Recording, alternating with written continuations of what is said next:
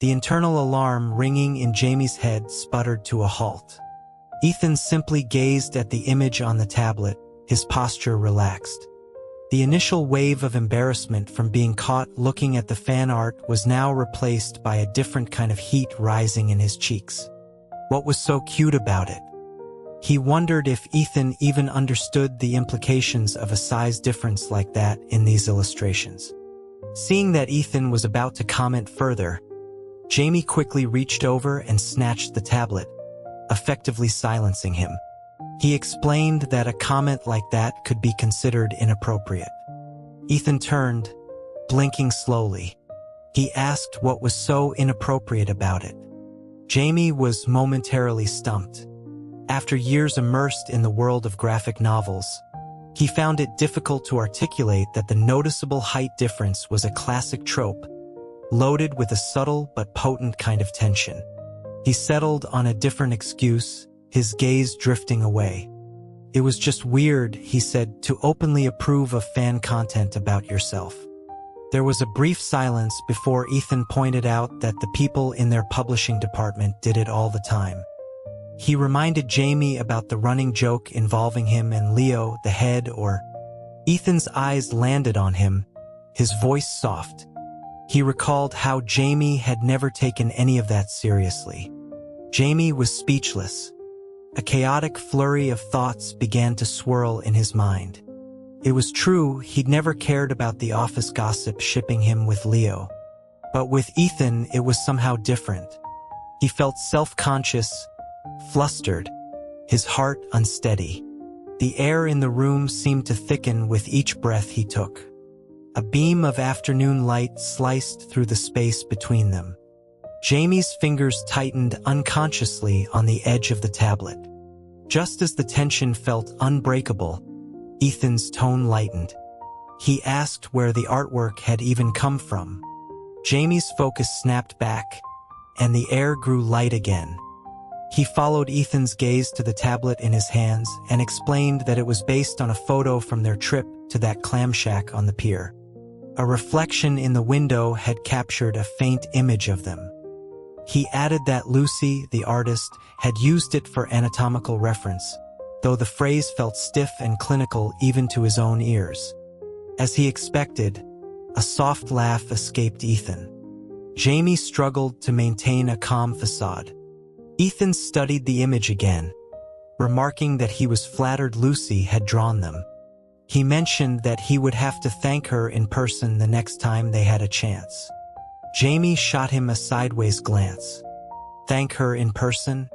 Did he want to give the poor girl a heart attack? Ethan seemed completely oblivious. He asked Jamie if he was planning on keeping the file. Jamie felt that saying yes would be strange, so he sidestepped the question. He offered that Ethan could have it if he wanted it. The moment the words left his mouth, he realized that sounded wrong, too. But Ethan had already taken the tablet with a natural ease. Thanks, he said. Since you're not a fan of us, I guess I'll just... Jamie's heart gave a slight squeeze. He watched Ethan. Have to be a fan by myself.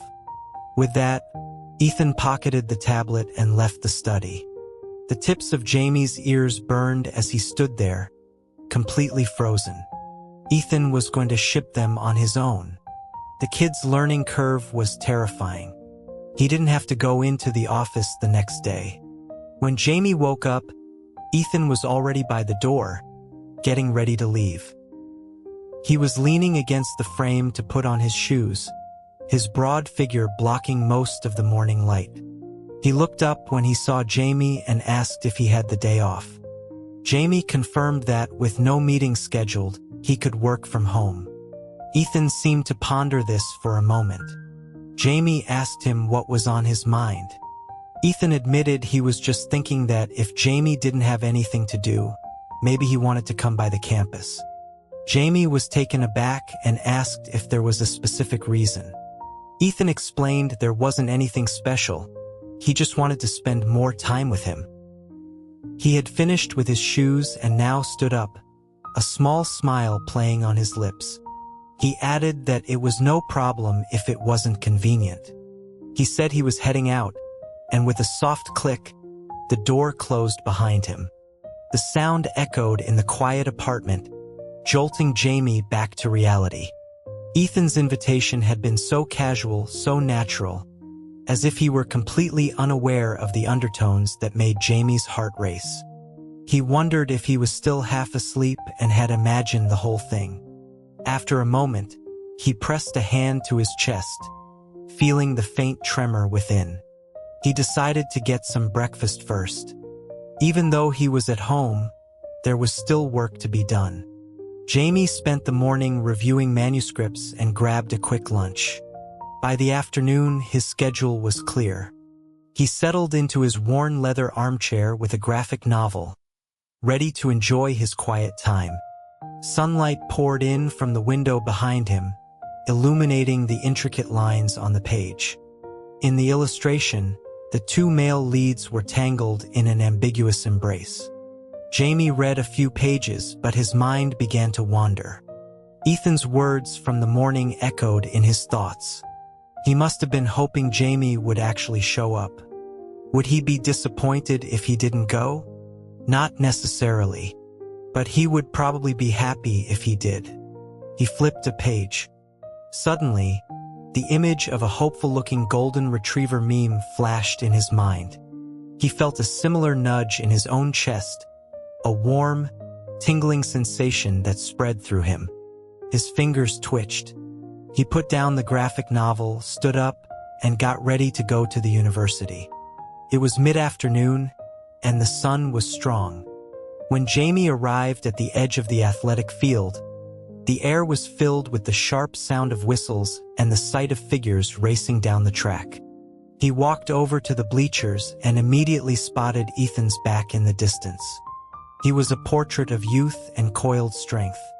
While Ethan was training alone, his friends Cody and Ryan were resting nearby.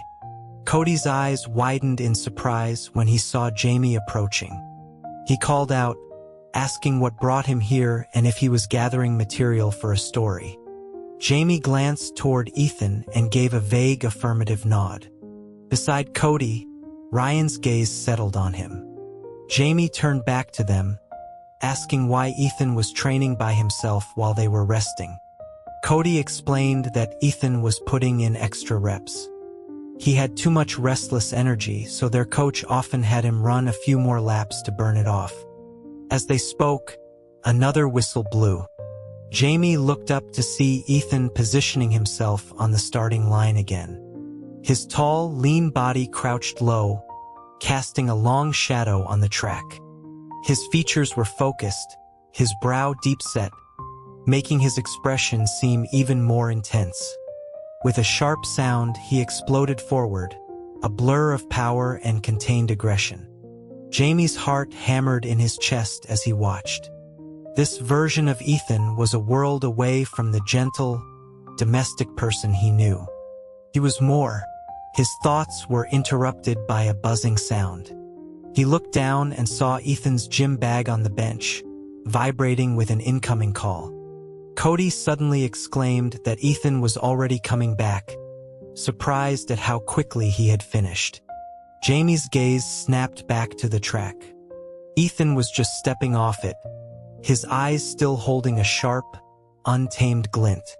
He seemed to freeze for a second when he saw Jamie, then walked over in a few long strides.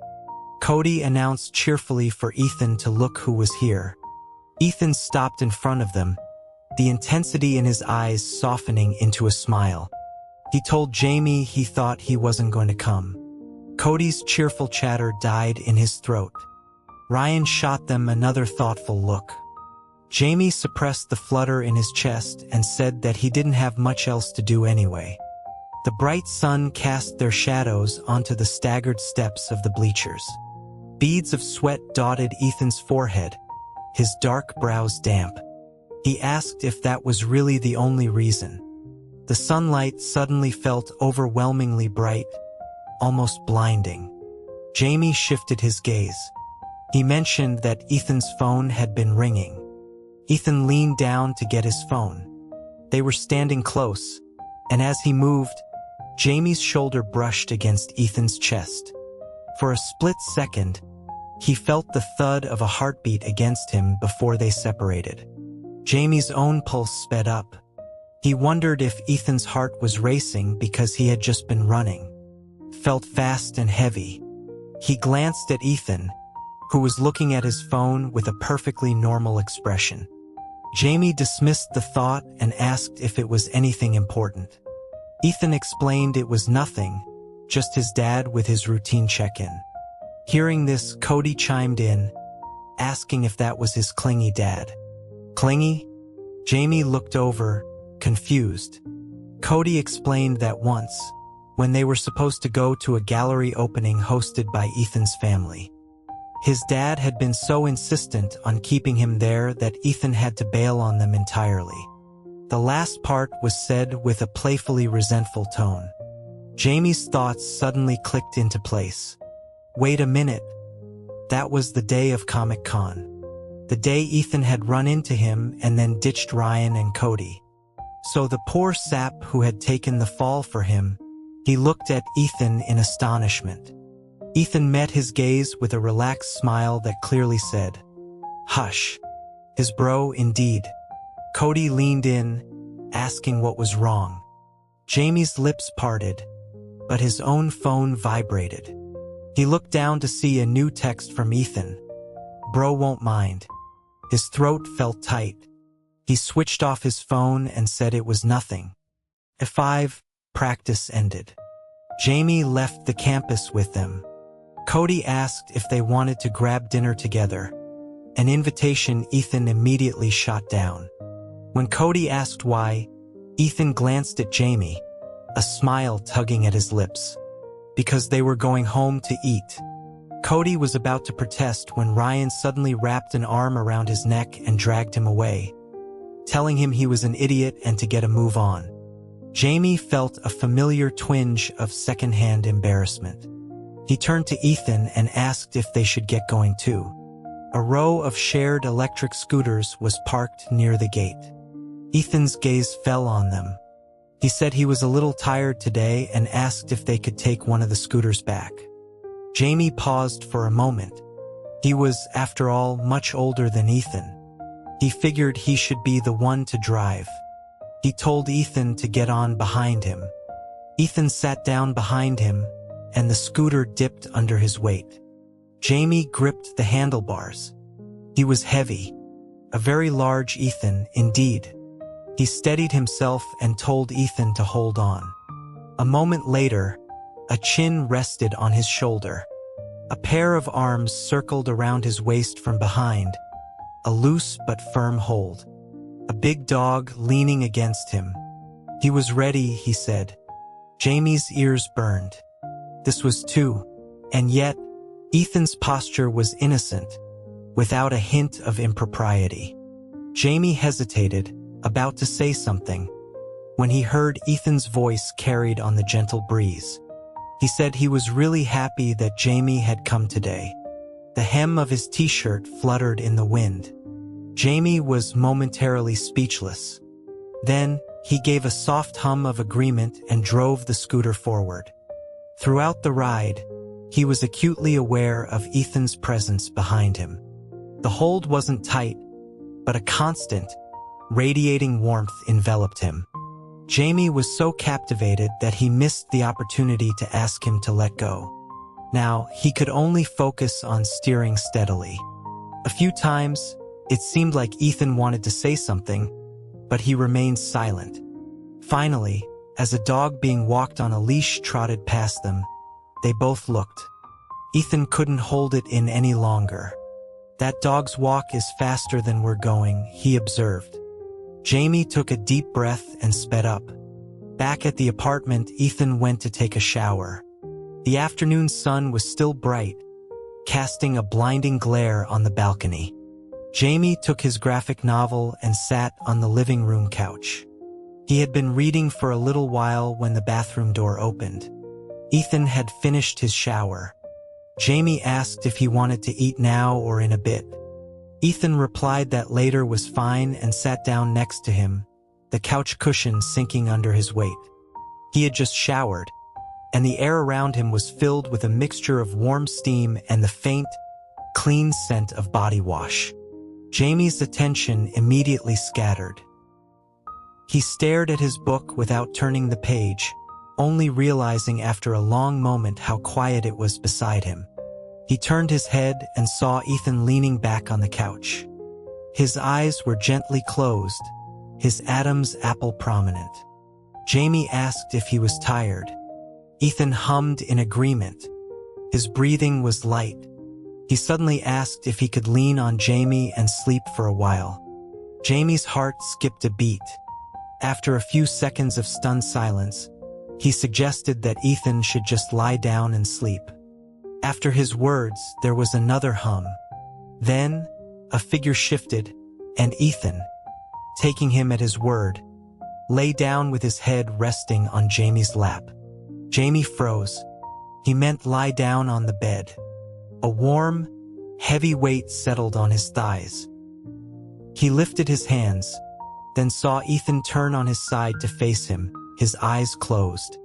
"If you don't want me to, just push me away," he murmured. His heart was pounding. He hesitated, but he couldn't bring himself to push him away. An arm reached out and gently circled his waist. Ethan's nose brushed against the soft fabric of his t-shirt. He asked if Jamie had changed the laundry detergent. Jamie's mind was a chaotic mess. He answered that he'd run out of the old one and bought a new kind yesterday.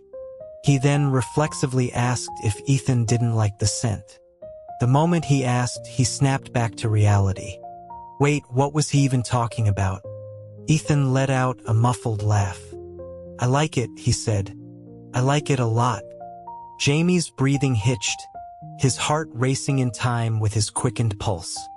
Ethan said nothing more, seemingly having drifted off to sleep. The living room fell into a quiet stillness. Only the pale gold of the setting sun slanted across the couch, illuminating tiny dust motes dancing in the air. What was all this? Jamie's face was warm as he lowered his gaze. Cute, liked, hopeful, embraced. It felt as if some emotion was becoming clearer and clearer amidst this swelling ambiguity. But Ethan had said nothing explicit. It was both direct and vague. Should he try to confirm it, or was he just being overly self-conscious? Or was it possible that Ethan really did like him? After a long moment, Jamie let out a slow breath. He picked up his graphic novel again, trying to distract himself. As his racing thoughts settled, he gradually became absorbed in the story. He didn't know how much time had passed when there was a slight movement beside him. Jamie's attention was pulled back to the present. The sky outside had darkened, and a single lamp cast a quiet glow over them. The arm around him tightened slightly. The heat that had just subsided in Jamie's chest flared up again. He looked down, trying to keep his voice as normal as possible as he asked if Ethan had slept well. Ethan looked up from his lap, half his face buried in Jamie's t-shirt. He looked at him, a faint smile on his lips. No. He took Jamie's hand and pressed it against his own chest.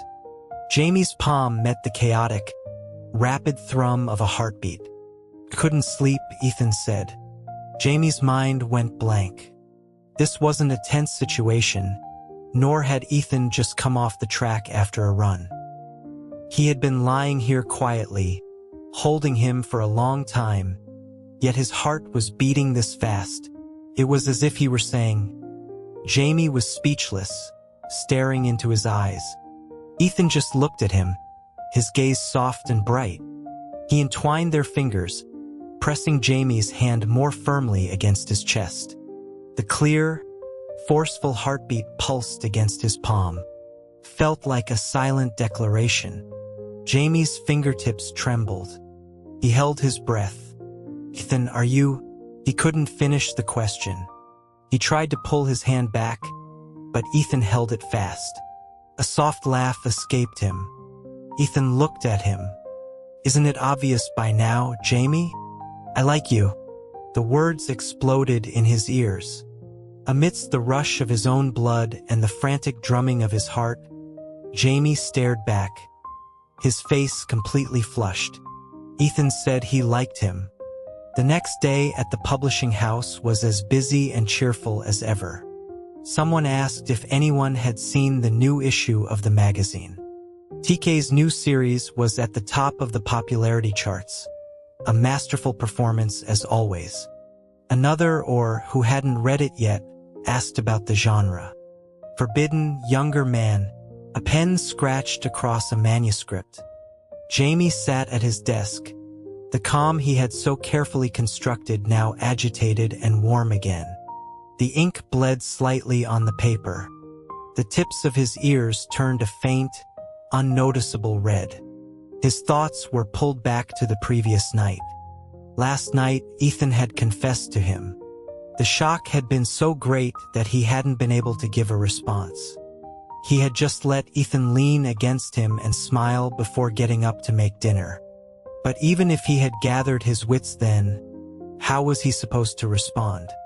He had never even dared to think about something like this.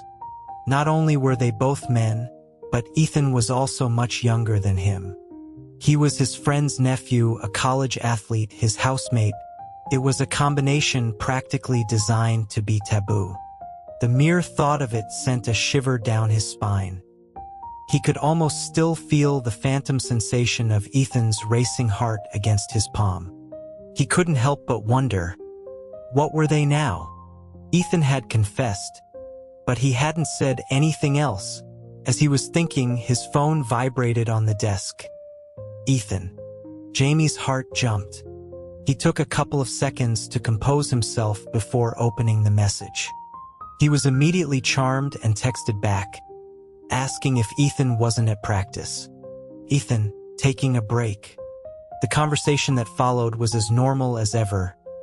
Work, training, their neighbor and her dog, the other neighbor who kept trying to climb through the window. After a while, Ethan asked him what he wanted for dinner, his tone perfectly casual. Jamie felt a subtle sense of relief, but at the same time, a part of him was bothered. It was as if last night's confession had been a dream. As his thoughts churned, another message from Ethan came through. Anything else you want? I can pick it up on my way back.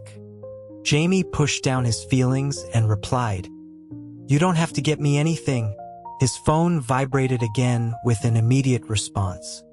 Ethan, I want to buy nice things for the person I like. Is that okay? Jamie's hand jerked. A half-typed reply of that's more than okay almost sent. He quickly locked his phone and took a deep breath. This was insane. What was he even texting with Ethan? The office was a cacophony of noise. Jamie stood up, deciding to head to the break room to clear his head. He walked down the hallway and around a corner. There, standing by the floor-to-ceiling window in the break room, was a familiar figure. Bathed in sunlight, he looked like a piece of tranquil art. Did Lucian live in the break room? Hearing footsteps, Lucian turned around smoothly. Hey, Jamie. Jamie walked over. Hey, Lucian. Lucian's gaze seemed to linger on him for a few seconds. As Jamie was getting some water, he heard Lucian speak. Something on your mind today, Jamie? The pet names rained down like bullets. Jamie opened his mouth but didn't have the energy to retort. He paused, asking if it was that obvious. Lucian hummed in affirmation. After a few seconds of hesitation, with the events of the past couple of days weighing on him, Jamie tentatively spoke. Lucian, have you ever been in a relationship? Lucian leaned elegantly against the window, taking a sip of his artisanal coffee. My lover, he said, is literature. Jamie almost choked. Seriously, Lucian was the one who belonged in the graphic novel department. But since he was the most relatively normal person Jamie knew, he gathered his thoughts and continued. What if you were presented with a rather taboo relationship? How would you handle it? Lucian looked surprised. Wouldn't that be more exciting? He asked. Or are you saying there's something you're worried about? Jamie was taken aback. I can't really give you advice on something like this, Lucian said, turning to look out the window. He spoke casually. The most important thing is whether you like the other person, isn't it? Whether he liked him. Jamie's heart fluttered. He looked up and saw Lucian leaning against the pristine window, his profile framed by the skyscrapers and blue sky behind him. The light danced on the rim of his coffee cup. It was like a mural that had suddenly recited a poem. His mind reeled. His train of thought was completely derailed. Jamie managed to steady himself. Yeah, thanks. He picked up his water bottle and left the break room. As his silhouette disappeared down the hall, Lucian's gaze followed. He took a slow sip of his coffee. When one starts to seriously consider the question, he thought, they have already begun to fall. Jamie. Back in the office, Jamie still felt a bit dazed. He vaguely felt that Lucian had made a point, but the image of the mural-like man was so striking that he couldn't quite focus his mind to think about it. Jamie, where have you been? Leo called out to him from across the room. Lucy's contract came in. Do you want to email it to her, or drop it off in person? Jamie temporarily shelved his thoughts. I'll take it to her, he said. It was a 3-party contract anyway. After Lucy signed it, they would have to wait for it to be mailed back. It was easier to just take it to her, have her sign it, and bring it back. Leo handed him the contract. All right.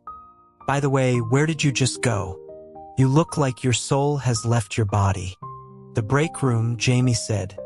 Lucian was in there too. Leo's expression sharpened instantly. You met with the enemy again? Jamie took the contract, his mind still unsettled, but he didn't forget to stir the pot a little. Don't be jealous. If you go now, he should still be in the break room. With that, he turned and drifted away. Leo's face immediately darkened by several shades. Lucy's apartment wasn't far from the office. Jamie took a cab, the route familiar. The moment he walked in, he was met by 4 pairs of brightly shining eyes. Lucy and her 3 assistants rushed to the door. Editor, they cried. A blessing upon mankind. Jamie was nearly pushed back down the stairs. He steadied himself, holding onto the doorframe, and spoke in a calm voice. Calm down. I almost became a star in the heavens. For heads bowed as they ushered him in. The contract was placed on the table. Jamie told her to check the contents. Although the rights department had already reviewed it, she should double-check her personal information. Lucy nodded like a bobblehead. While she was confirming the contract, her 3 assistants began to reminisce. One sighed, saying that the last time Jamie was here, they were all working themselves to death. The second chimed in, it was worse than death. The third thought for a moment. In the end, we had a narrow escape. The 3 of them burst into laughter. Jamie gave them a deep look. You guys still love your word games. The contract was quickly confirmed. Lucy signed it with a flourish. Jamie put it away, ready to take it back to the office. I'll be going then, he said. Editor, I'll see you downstairs, Lucy offered. Jamie didn't refuse. They chatted all the way downstairs. It was a residential area, and the street outside was clean and quiet, with sunlight casting lazy shadows on the ground. Jamie was about to leave after giving some final instructions about her new project when Lucy suddenly called out to him. Hey, wait, she said conspiratorially. You haven't told me yet. That sketch I sent you last time, how was the reference? Jamie's body stiffened. The image from the drawing flashed in his mind. Ethan holding him from behind, his arms around his waist. The places where Ethan had held him yesterday began to feel warm again. Editor? Lucy peered at him. Jamie composed himself and looked straight at her. Why do I feel like it was all artistic license? There was no reference at all. Lucy hung her head bashfully. Hey, after a few seconds of giggling, she suddenly remembered. Oh, I almost forgot you two are living together, right? He didn't see it when I sent it, did he? She covered her face in mock horror. I was just shipping you guys for fun. If he saw it, would he mind? Oh, he didn't mind at all. In fact, he wanted to thank her in person. Thinking of this, he then remembered Ethan saying he liked him. Jamie was slightly lost in thought. Suddenly, he heard her exclaim beside him. But if it's a real couple, they wouldn't mind. His heart skipped a beat. He looked at her. What? Lucy said, isn't that a common trope in stories? If you like someone, and they see fan art of you too, the reaction would be completely different. Jamie held his breath. How so? Lucy looked up, her face glowing in the sunlight, radiating a dazzling light. She spoke with joyous, high-pitched excitement. You'd get railed. The sunlight fell quietly. An inexplicable shiver went down Jamie's spine. A brief, vivid image flashed through his mind before he quickly suppressed it. His gaze slowly focused on Lucy. It was a delusion. Nonsense. After her outburst, Lucy noticed his expression was off. She immediately quieted down, her radiant glow dimming a little. What's wrong? Did I say something wrong? Jamie took a deep breath and said slowly, It was my mistake. Lucy asked with innocent curiosity, What did you do wrong? I shouldn't have let you have so much free time. In his mind, he was already drafting a list of promotional activities for her. He left the suddenly vigilant Lucy behind and returned to the office with the contract. It was almost 5 when he got back. After handing over the contract, it was time to leave work. As Jamie left the building, he suddenly remembered Ethan saying he would bring him something to eat. Before, that would have been fine, but now that Ethan had confessed, it felt a little wrong to just passively accept his offerings. He paused for a moment, then turned and walked into the nearby convenience store. Rows of shelves lined the store. The glass door slid open and closed, and the fluorescent lights overhead cast a bright glow in the twilight. Jamie picked out some of Ethan's favorite snacks. As he rounded a corner, he nearly collided with someone. They both stopped short and looked up. Jamie? Vince? Vince was still in his business suit. He was thin and wore glasses, holding a takeout container in one hand and a laptop bag in the other. The last time they had seen each other was at the mall on a weekend. Jamie had added him on a messaging app, but they hadn't talked much, probably because Vince was too busy. He greeted him. Vince, you live around here? Vince waved his hand. Oh no. I had some business in the area today. I have to go back to the office later. Oh, right. The group chat is talking about a class reunion. Are you coming? Jamie was surprised, not expecting a reunion to be in the works. At least I know the time. It should be on the weekend. I'll let you know when it's set. As they were talking, the automatic door chimed. Then he heard a voice from the side call out, Jamie? Jamie turned and saw Cody and Ryan walking in. He had run into Ryan here last time too. It seemed to be on their way home. Just finished with practice? He asked. Yeah. Cody bounced over. What about you, Jamie? What are you doing here? He answered his own question midway through. Oh, right, your office headquarters is right next door. As he spoke, a gaze fell upon them. Vince was taken aback. Jamie, you work at Prism Comics? Jamie nodded. Cody looked between them. Aren't you colleagues? Ryan didn't say anything, just glanced at the items in Jamie's hands before steering Cody away. We're heading over there, Jamie. Okay. After they left, Vince asked tentatively, the BL Comics department? Jamie hesitated for a second. Yes. He didn't feel particularly awkward, probably because Vince was a fellow fan. And he remembered one time in high school, during lunch break, he had gone to the rooftop stairwell to read a comic and happened to run into Vince. They had even talked. The automatic door chimed again, interrupting his memory. Jamie looked up and noticed that Vince was also lost in thought.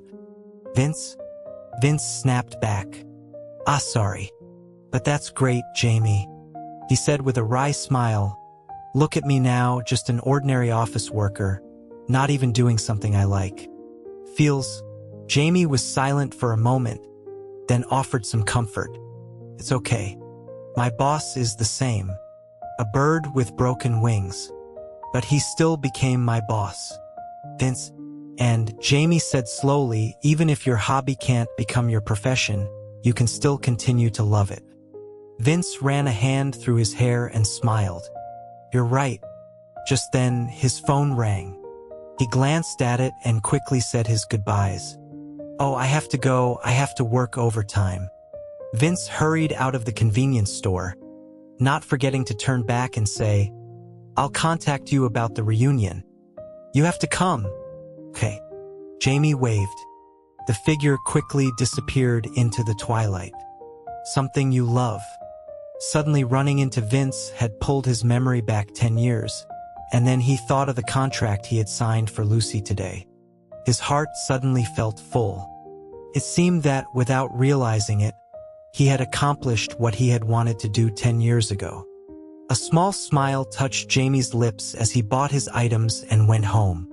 When he got back, Ethan was already there. He was standing at the dining table opening a food bag. Jamie was still immersed in his earlier emotions, feeling a little less self-conscious when he saw him.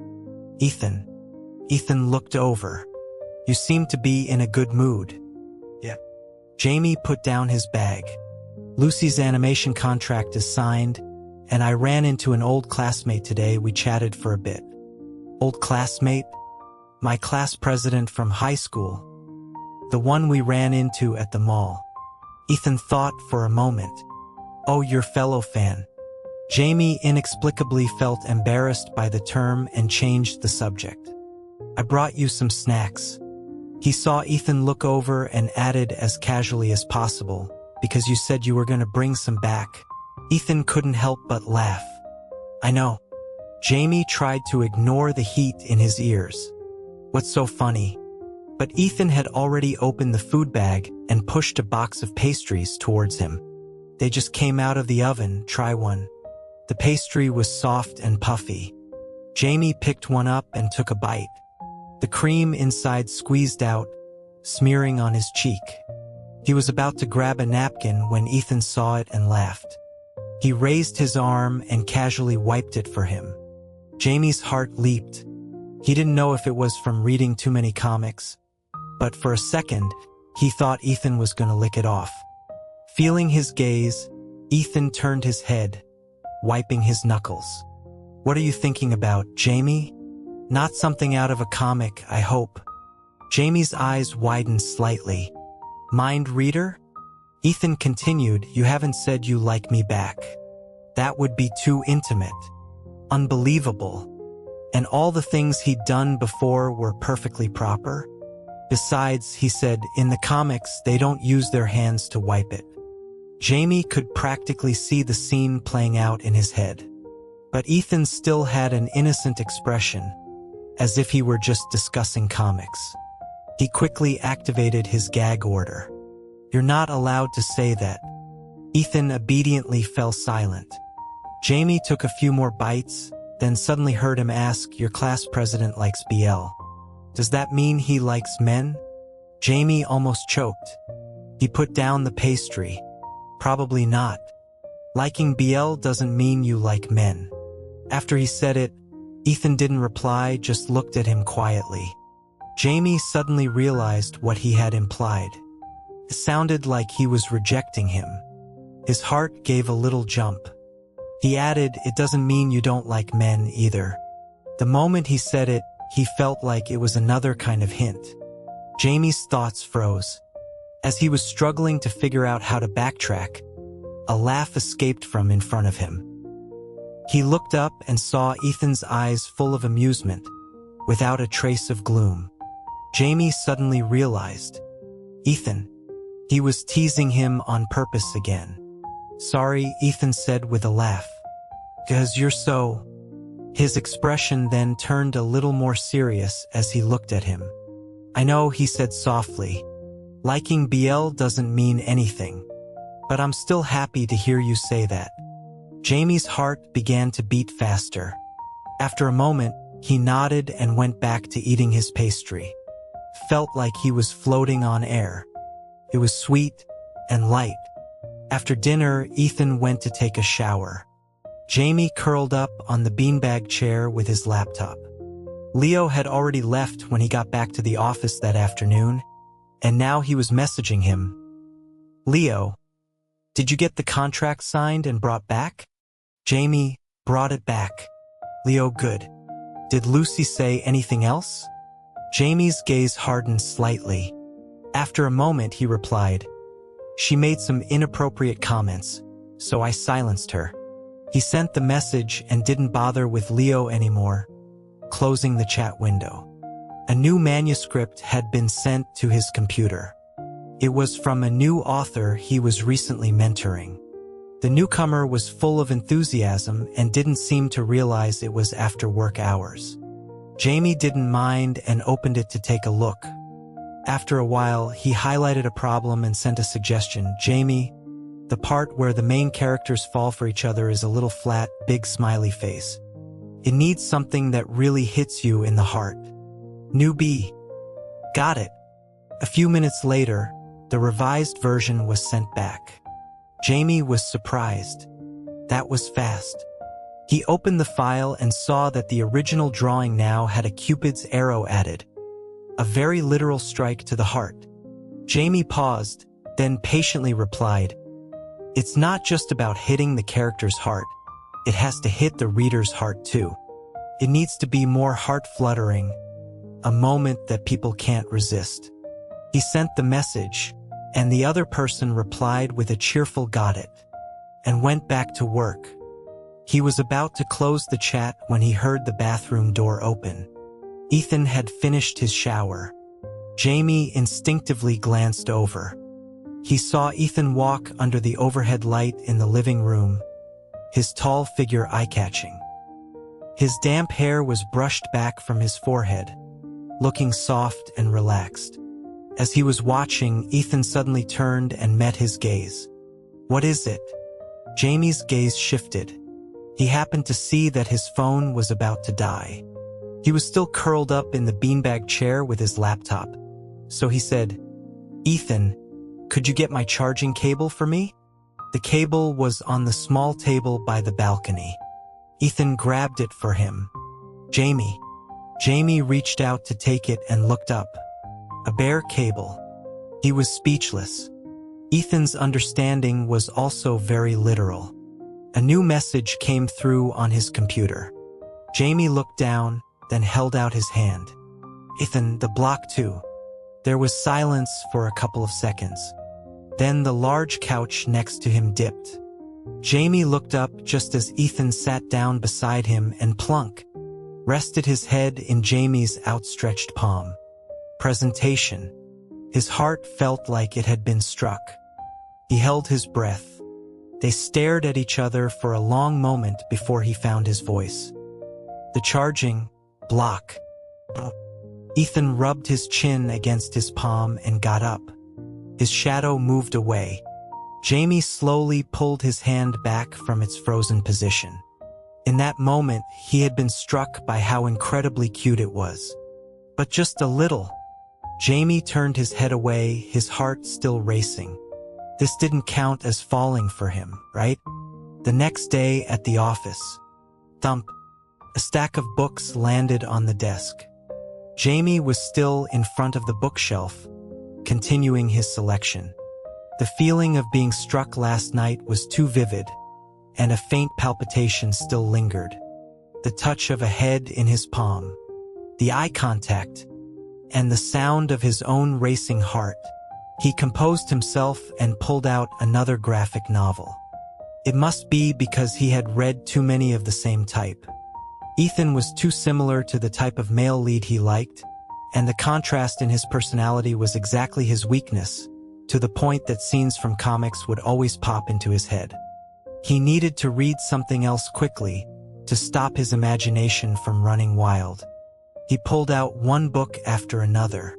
As Jamie was choosing, Leo passed by behind him, glancing over casually. "What are you looking for? There aren't any new arrivals. The ones you like should all be..." His voice trailed off as he saw the covers. Perverted Glasses XX, Night of the Tentacles, Forced in the Office. Leo pushed up his glasses. "What's wrong with you? You're scaring me." Jamie tried to be as natural as possible. "I'm trying a different genre. Your taste has changed a bit too drastically. Don't you like the roguish, handsome type, uniforms, wolfish alphas, cute size differences?" With every word Leo uttered, Jamie's heart was pricked. In the end, it all coalesced into a concrete image. The feeling of being struck seemed to surge up again. He quickly suppressed it. He picked up the books. "I just suddenly feel that those are all a bit bland." After he said it, Leo leaned against the shelf without speaking. After Jamie had chosen his books and was about to carry them away, he suddenly heard him ask, "Are you taking these home to read?" "Yeah, is that a problem?" Leo suddenly let out a strange laugh. What kind of new symptom was this? He looked at him steadily. Leo restrained his smile and patted him on the shoulder like a proper gentleman. "Your life is a bit bland. You need some excitement." Jamie couldn't stand his expression. He said with concern, "Did you go to the break room yesterday?" The smile on his face vanished. "No." "Oh, so you didn't drink water all day?" Leo settled for second best. "There was no one inside when I went." Jamie walked away with his books. Behind him, the air was instantly filled with a dark aura. After work, Jamie took the books home. He got off early today, and Ethan wasn't back yet. He tossed his heavy backpack onto the couch and sat down beside it, casually picking one to read. The zipper on his bag made a soft sound. "Which do you choose?" A mature man's face drew closer. One hand cupped his chin. "You can choose to call me your old man, or you can choose to call me Dad." Jamie's fingertips trembled. Was this what was popular in older man romances now? He slowly flipped through a few pages when he heard the sound of the door opening. Then it closed with a soft thud. Ethan was back. "Jamie." Footsteps approached. The books were still piled next to him on the couch.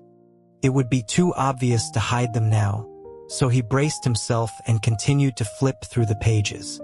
"Yeah, you're back." "I'm back." His voice trailed off as Ethan stopped behind him. The covers of several books were spread out on the couch.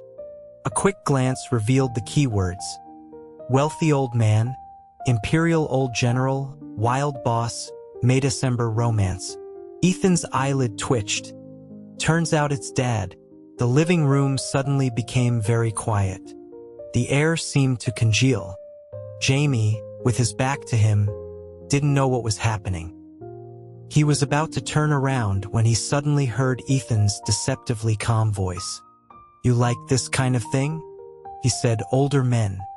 Jamie felt that his words had a hidden meaning. He curled his fingers, trying to speak as casually as possible. "I'm just trying out a new genre."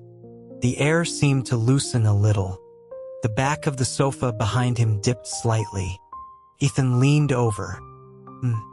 Is it good?" The warmth of his breath and his voice were close to his ear. Jamie steadied himself and looked at the book. To be honest, the content was not bad. It just didn't appeal to him. It was even a bit too much for him. He lied. "It's quite good." There was silence for a second. Then he stood up. Ethan left the living room. Jamie felt a slight sense of relief, but then he started to worry again. Ethan's question about older men seemed to have a hidden meaning.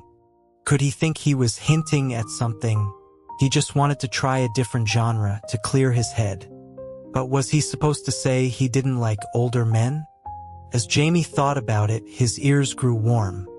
He consciously tried to sort out his thoughts. If he didn't like older men, did that mean he liked younger?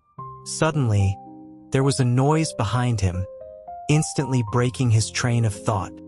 Before Jamie could turn around, a pile of books suddenly fell beside him, covering his older man collection. Then the back of the sofa dipped, and Ethan leaned over from behind. "I bought some new books, wanna see?" His arms circled around him, as if hugging him over the back of the sofa. Jamie's heart suddenly sped up, his breath catching. Even though there was a sofa between them, he felt as if he were being held directly by Ethan, and his whole body grew warm. He looked down. What? The books were spread out in front of him. He saw, "Living together for 9 days, what's wrong with being a brother?" After discovering my roommate's secret, this was... Blood rushed to Jamie's ears, the tips turning bright red. Ethan hooked a finger under another book. As he leaned over, the distance between them closed, and his head naturally rested on Jamie's shoulder. "Younger man, living together, you're not into this?" His chin gently brushed against his shoulder. The feeling of being struck last night returned. His mind was a complete mess. Jamie was speechless for a long moment. Finally, with great effort, he managed to calm himself. "Not into it. Get out." There was a moment of silence beside him. Ethan chuckled softly. "Where to?" He had forgotten they were in the living room. Jamie held his breath for 2 seconds. "Out of my personal space." The back of his neck was a translucent red. Ethan's gaze fell on it for a moment, his Adam's apple bobbing. Then he couldn't help but smile, getting up and sitting on the floor. He sat there, surrounded by a pile of books, obediently staying outside the personal space. After sitting down, Ethan picked up the book What's Wrong with Being a Brother? "I think this one is much better than the ones you brought back." Jamie's thoughts had returned a little. "Didn't you say you were going to ship us on your own?" Ethan flipped open the book. "But I can also recommend it to you." Jamie's eyes widened. Unbelievable. Ethan was going to recommend it to him. He glanced at the inner pages, which were hitting all his weak spots. After a moment, he couldn't help but feel a stir in his heart. He spoke with reserve. "I know, you can put it down now." The book was placed in his hands. Ethan got up smoothly. "I'll go make dinner then." He walked towards the kitchen counter. Jamie bit his lip, looking at the pile of books in front of him. Were there not enough? After eating a literal meal, Jamie sat back on the sofa. Piles of both their older men and younger men books were spread out, and he was too lazy to move them, so he just settled in. His laptop was also on the coffee table. He still had to receive the new author's manuscript in the evening, so he left his chat open on the desktop. He was reading a book for a while when he looked up and saw that he had been added to a group chat. High school reunion. He remembered Vince talking about it. The messages had already piled up. Everyone in the group had changed their nicknames, and familiar names scrolled past the screen. Jamie leaned off the sofa and sat at the coffee table, typing on the keyboard to change his nickname. Jamie. The group was lively with greetings and chatter. He scrolled through the messages. A figure moved beside him, and Ethan came over after finishing the dishes. "Still working?" "No, it's about the class reunion." Jamie didn't close the chat window. He felt that Ethan had already seen his most embarrassing side, so there was nothing he couldn't let him see. And his defenses against him seemed to be getting lower and lower. Not only did he let him hold him and touch him, but he also worried that his rejection would disappoint Ethan. Jamie's fingers on the table curled slightly.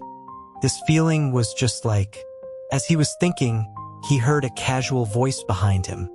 "You guys had a class beauty?" Jamie's heart jumped. He looked up and saw a string of messages on the screen. "Right, is the class beauty coming? Class beauty, calling the class beauty." Jamie hummed in response. There was a movement beside him. Ethan slid off the sofa and squatted next to him, a large figure with long arms and legs. He squatted there, a strong presence. Ethan looked over like a big, expectant dog meme. "Is the class beauty pretty?" Jamie glanced away. "She's all right." He then asked, "Why are you asking?" "You know I like you." Ethan rested his arms on his knees, looking at him. It's natural to feel a sense of crisis, right? How could Ethan be so direct? Jamie's face grew warm. He paused, then said calmly, "You don't need to feel that much of a crisis." At his words, Ethan seemed to long for a moment. Then a light appeared in his eyes. He stared at him and asked slowly, "What does that mean?" Jamie pursed his lips and didn't speak. In the few seconds of silence, a new message popped up on the screen. "Class beauty, you should say something too." Jamie closed his eyes gently. He knew it. Ethan was silent for a long time, then said, "No wonder you wanted to be a nurse, Ethan." Jamie opened his eyes, his voice gentle. "Don't say things you shouldn't." Ethan closed his mouth. Okay. The class reunion was set for Saturday night. Dinner at 6, at a place not far from Jamie's apartment. Close to 5, he prepared to take a shower. He had just gotten his clean clothes when Ethan returned from practice. Seeing him, he asked, "You're showering now?" "Yeah, I'm going to the class reunion after I get ready," Jamie said as he went into the bathroom. He closed the door and turned on the shower. Steam filled the room, and the faint outline of a tall, well-proportioned figure could be seen through the foggy glass. Hot water snaked across the floor. In the sound of the rushing water, it was easy for his mind to drift. One moment, Jamie was thinking about his awkward school days. The next, he was thinking about Ethan, who was currently a student. That period of life seemed to be filled with a certain kind of passion and frankness. The memory alone seemed to warm his chest. As Jamie was thinking, rinsing the soap off his body, the water from the shower head suddenly turned cold. A stream of cold water poured down, and he shivered, quickly turning off the water. He kicked the small stool at his feet, sending it tumbling and crashing against the door with a loud bang. Damn it, Jamie shivered slightly. The warmth had been completely washed away. Soon, there was a sound outside the door, followed by 2 knocks. "What's wrong?" The water suddenly turned cold. "I'll go check." Ethan's footsteps moved away. Jamie quickly dried his hair, put on his clothes, and the person outside returned. "Seems like the gas is out. Do you need..." "It's fine, I was just finished," Jamie said as he pushed the door open. Ethan was standing right outside the bathroom. The sun hadn't set yet, and the bright daylight streamed in from the balcony. Jamie still had a chill on him. He looked up, about to say something, when Ethan reached out and touched the side of his neck. His dry palm felt scorching in comparison, and it accidentally brushed against his earlobe, almost making him flinch. So cold. Ethan looked down. Jamie felt as if he had been burned. He instinctively turned his head away, his heart pounding. "Don't." It was the first time he had avoided Ethan's touch. Ethan seemed to pause for 2 seconds. Then he withdrew his hand and said in a low voice, "Sorry, I just wanted to see if you were cold." He turned and grabbed a jacket from the sofa. The jacket was gently placed on his shoulders. Jamie looked up and saw Ethan looking down, his eyelashes lowered, looking a little dejected. But he didn't say anything else, just lightly pursed his lips and said, You should dry your hair first. A knot of emotion twisted in Jamie's chest. Before he could sort it out, he had already spoken. Ethan, that's not what I meant. Ethan paused and looked over. Jamie clutched the jacket on his shoulders. I wasn't rejecting you. It's because you suddenly touched me. I was a little startled. It was subconscious. A figure suddenly leaned in.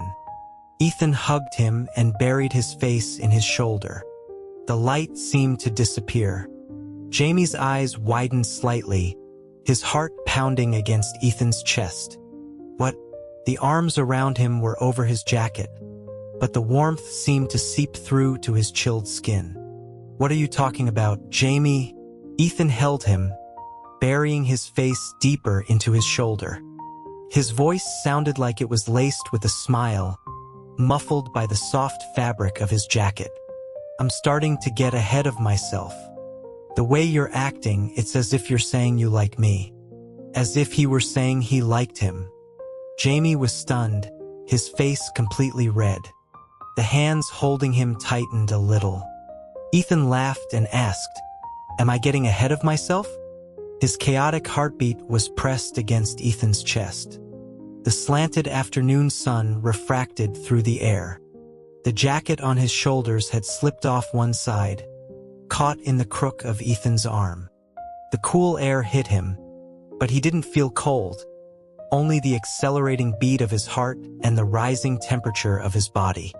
Jamie opened his mouth, wanting to say something, but his thoughts were a jumbled mess. He grabbed the front of Ethan's t-shirt, speechless for a moment.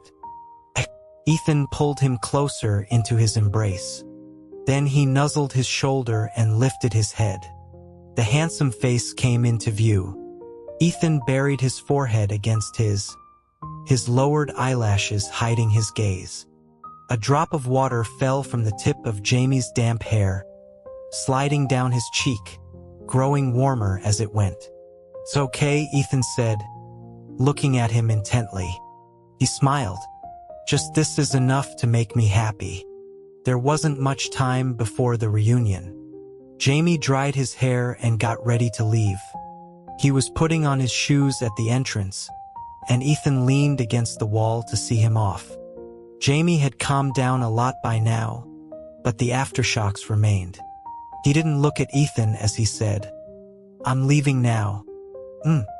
Ethan then asked, when will you guys be done? I don't know yet, it depends on the mood. If it's too late or if I drink, text me. I'll come pick you up. Jamie opened the door, his gaze averted. Don't worry about it.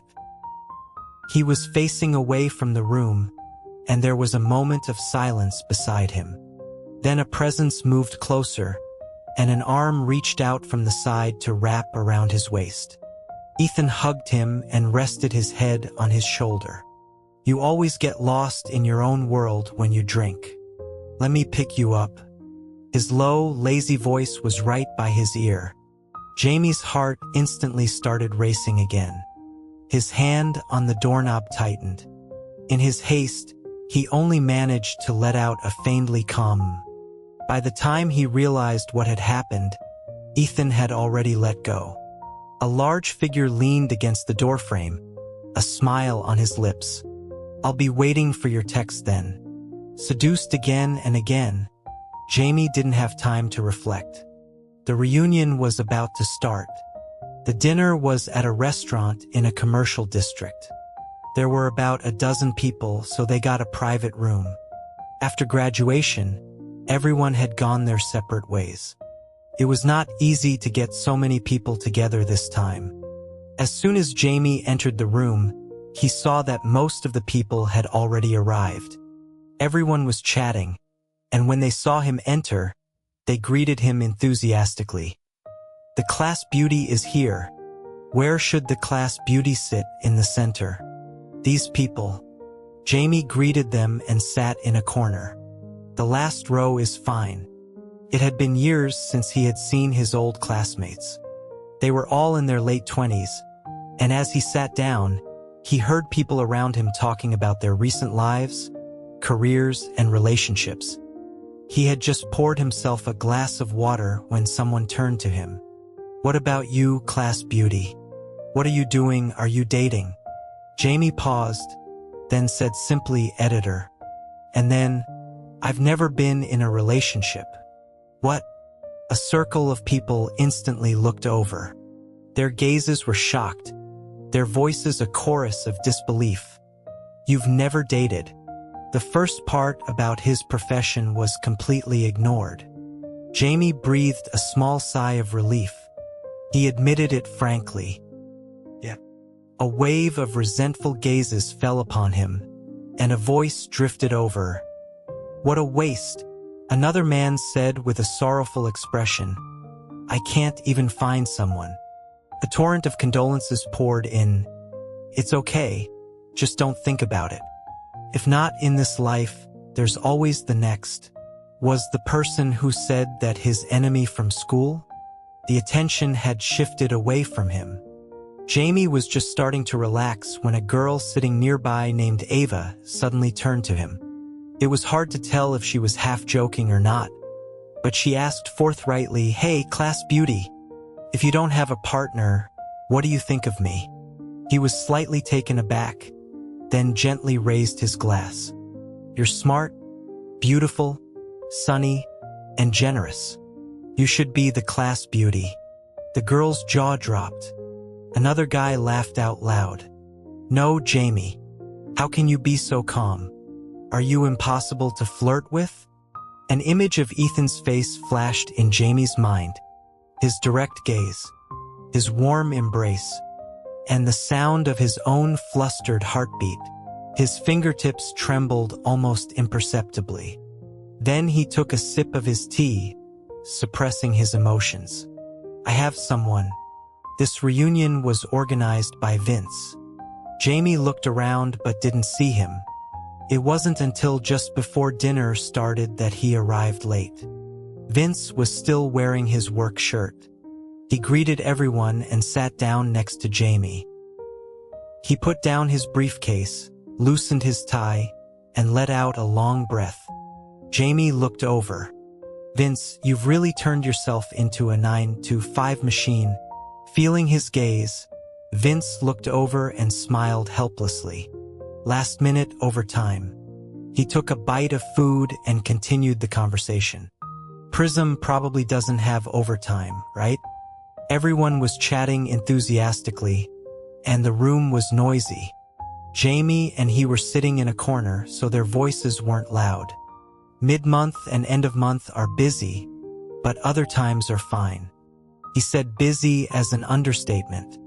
After all, it was hard for him to describe the thriving scene at the Prism Comics madhouse every time a deadline approached. And he could see that Vince looked exhausted. So Jamie didn't complain to him. "Jamie, let me tell you. Last week was like this, and then this week my director," Vince complained as he ate. After a long rant, he finally realized and awkwardly changed the subject. "Sorry, it's been all me talking. It's okay. By the way, Jamie, do you remember that one time in high school during lunch break? We both hid in the stairwell." Jamie paused for a moment. So Vince remembered too. He nodded. "Yeah, that time The topic was just getting started when someone at the table stood up again. "Come on, everyone. Raise your soy milk. Let's have a toast." A circle of people stood up with their glasses. Jamie had to stop talking and toast with the people around him. "Cheers. To seeing each other more often, more toasts." The dinner lasted until after 8. After eating, the group split into two. One group was ready to go home. The other was heading to a karaoke bar to continue the party. The karaoke bar was right next to the restaurant. After seeing off the people who were going home, half of the group remained. Jamie went with them to the karaoke room. As soon as they entered the room, they were greeted by large sofas and flashing lights. It felt like they had been instantly transported back to their school days. Jamie hung back and took a couple of pictures. Vince saw him. "Hey, what are you taking pictures of?" Material, he said. Vince was amazed. Wow. A group of people sat down. The girls eagerly went to pick songs. Jamie found a spot in the corner and sent the material to Lucy. Lucy's work was a modern urban story, and the photos he took were perfect for promotional material for the animated version. He sent the photos, and the other side was instantly excited. "Cici Lucy. OMG. Where are you partying?" or "Cici Lucy. The lights are dim. The dance floor is swaying perfect for." Jamie replied, "Class reunion." Perhaps because she wasn't getting the gossip she wanted, Lucy was momentarily dejected. She then threw herself back into her work. "Cici Lucy. Take some more pictures of classic crime scenes for me. Like the sofa, the coffee table aisle, the hallway corner, the bathroom stall." Jamie felt a chill. "The crime scene where I get arrested? Cici Lucy. Aya." As he was texting, a classmate called out, "Jamie, what are you texting in the dark? And you say you're not dating." Jamie smiled. "It's work." Just as he said it, his phone vibrated again. He opened it without thinking and saw Ethan's name pop up. It came with a brand new sticker. A large dog with a heart, running happily towards him. In the dim light, the phone was in front of him, the heart on the screen dazzlingly bright. The gazes around him immediately focused on him. Jamie said calmly, "My collaborator is quite cute." He ignored the stares and moved to a more secluded corner. Then he saw another message from Ethan. "Ethan, what are you up to?" Jamie, still at the KTV. "Ethan, when are you done? I'll come get you." Jamie didn't know when they would be done, but he planned to be home before 10. Around 10. "Ethan, roger that." He couldn't help but smile. What was with the eager anticipation? He was texting with his head down. The dim, flashing lights passed over him, illuminating his clear profile. The corners of his mouth were slightly curved. It was hard to tell if it was the light or the alcohol, but his eyes and the tips of his ears seemed to be tinged with an attractive blush. Ava turned to get a drink and was momentarily stunned when she saw him. Then she pressed a hand to her chest and turned to her friend beside her. "Even though we used to joke about class beauty, Jamie is really beautiful." The few people nearby all looked over. He was beautiful with a kind of androgynous appeal. After a moment, they looked away and sighed softly.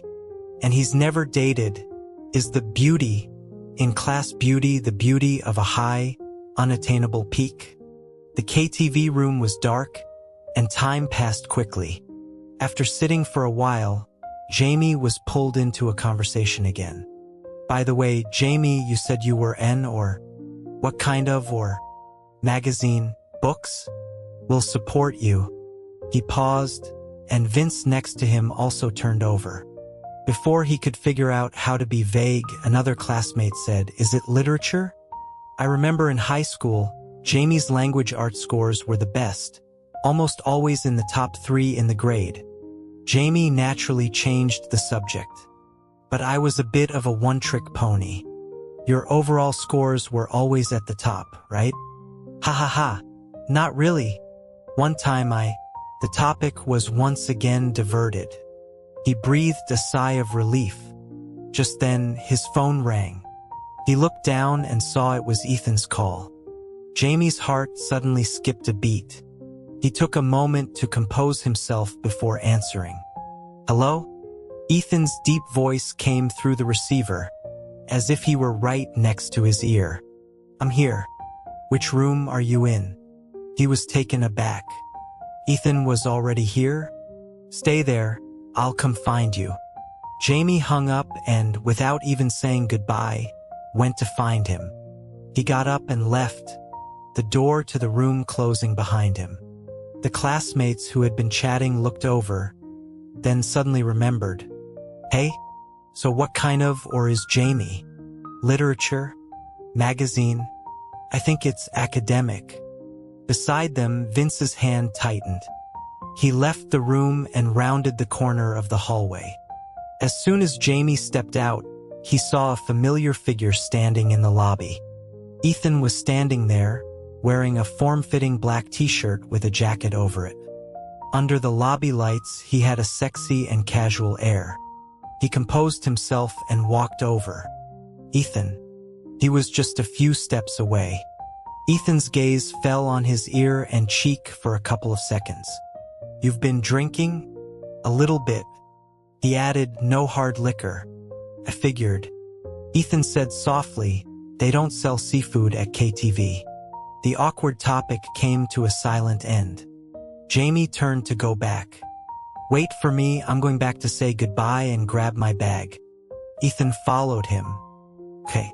The two of them walked back, chatting. They reached the door of the room. As Jamie pushed the door open, he thought he heard some noise from inside. The door opened, and the room instantly fell silent. The lights were bright, and all eyes fell on them. They were stunned when they saw Ethan behind him, but their attention was quickly drawn to something else. The girls were hesitant to speak.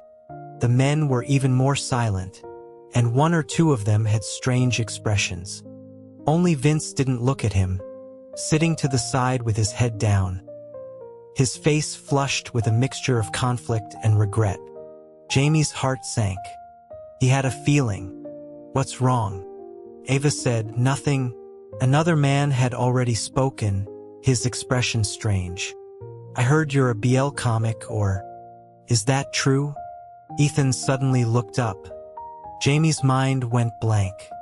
Under the bright lights, all eyes were on him. Speculation, suspicion, strangeness. It was exactly the reaction he had expected from most people when he had chosen to hide it. Jamie's fingers tightened at his side. He still nodded. "Yes." The guy in front of him jumped up. "What the hell? The kind with guys and guys. Are you gay?" "Hey."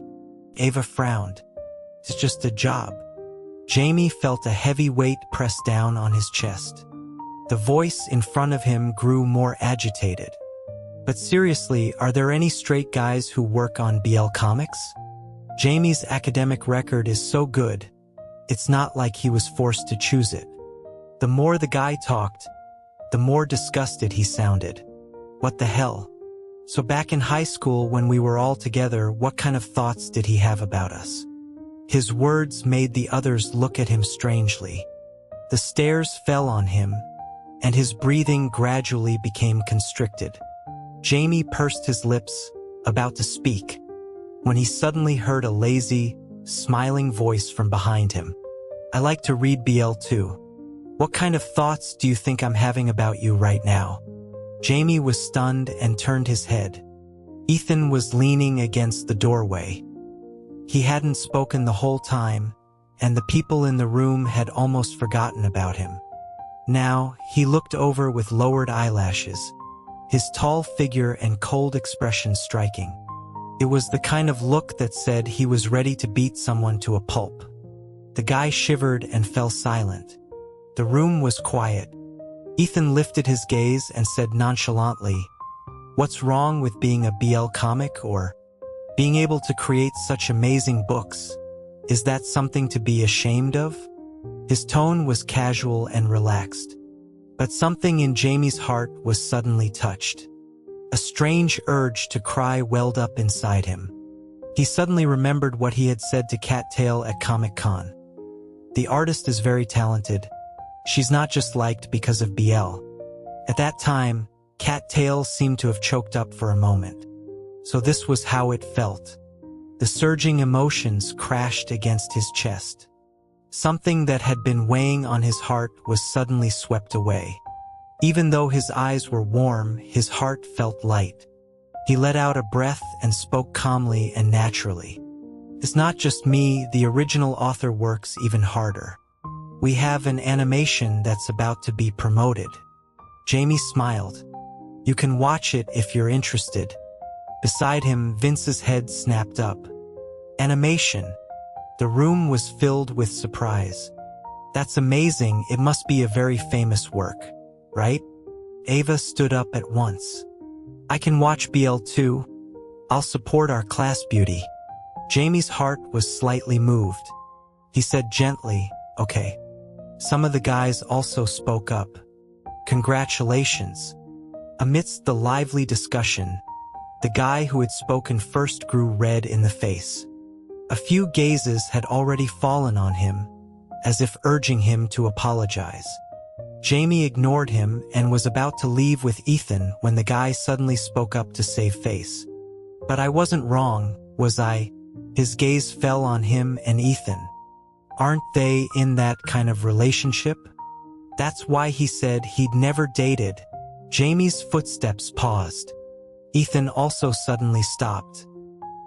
He moved his lips, as if wanting to say something, but then he clenched his jaw and held back. Jamie realized it was because he hadn't responded to him yet, so whatever he said now would be wrong. A wave of pity washed over his heart. After a couple of seconds of silence, he turned and said, "You all know my standards. Why are you worried about yourself?" After he said it, he bid farewell to the others and walked over to take Ethan's tightened hand. "We're leaving now." Ethan seemed to be stunned for a moment. Then he was led away. The door to the room closed behind them, and a muffled cheer seemed to pierce through. Jamie didn't care what was happening inside. He pulled him all the way to the street outside. The 10 o'clock street was shrouded in night. The blurry signs of the shops glowed around them, and the taillights of cars streaked past in red lines. A few pedestrians dotted the street. The cool night wind cleared his head, but his chest was still burning, as if something were crashing against it. His emotions were in turmoil, surging. The things he had cared about for so long no longer seemed to matter. They were replaced by another, more vivid emotion. "Sorry." A soft voice came from behind him. Jamie turned and saw Ethan looking at his hand. "I was out of line today. Now they'll think even more that..." The burning tide in his heart suddenly surged up. He tightened his grip, then let go. Ethan's eyelashes lowered. The next second, a figure buried himself in his chest. Jamie hugged him. "It doesn't matter." Ethan's eyes widened. Jamie buried his face in his chest, for the first time not caring about the potentially strange looks from passersby. His chest rose and fell. He spoke clearly into his embrace. "Liking BL isn't something to be ashamed of. And liking you isn't either." After he said it, there was no movement for several seconds. Jamie was about to look up when he was suddenly embraced fiercely. Wrapped in the cool night wind, Ethan held him tightly, burying his face in the crook of his neck. As if greatly stimulated, his heart pounded violently and erratically against his chest, his hot breath falling on his shoulder. "You said you like me." Jamie's heart raced. "Yeah." The arms behind him immediately tightened. "I'm so happy. When you let go of my hand, I thought I was being rejected." The distant lights flickered. Jamie's eyes reflected the blurry night scene. He curled his fingers and said, "No." The breathing by his ear deepened, and Ethan pulled away. One hand cupped his cheek, his dry, warm fingertips brushing against the corner of his red eyes. His face, flushed with alcohol, was scorching hot, as if it were making both their breaths tremble. Ethan's gaze traced his face. After a moment, his Adam's apple bobbed. As if unable to control himself, he lowered his head and rested his forehead against his. He asked softly, "So now, can we be together?" The distance closed, their breaths intertwining. The heat was ambiguous and dizzying in the dim light.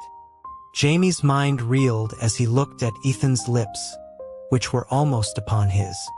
A kiss? In his drunken haze, he subconsciously gripped Ethan's loose jacket. As if it were a signal, the arms around him tightened, and he lowered his head. His eyelashes trembled softly. As the distance closed, a blinding white light suddenly swept over them. They both seemed to be startled. Jamie's reason returned, and he pulled back. A car with its high beams on turned the corner, the light flashing past them and quickly disappearing into the night. His heart pounded. He didn't know if it was because of the sudden shock, or because they had almost kissed. His fingertips loosened slightly. Ethan let out a hot breath, looking at him. Jamie.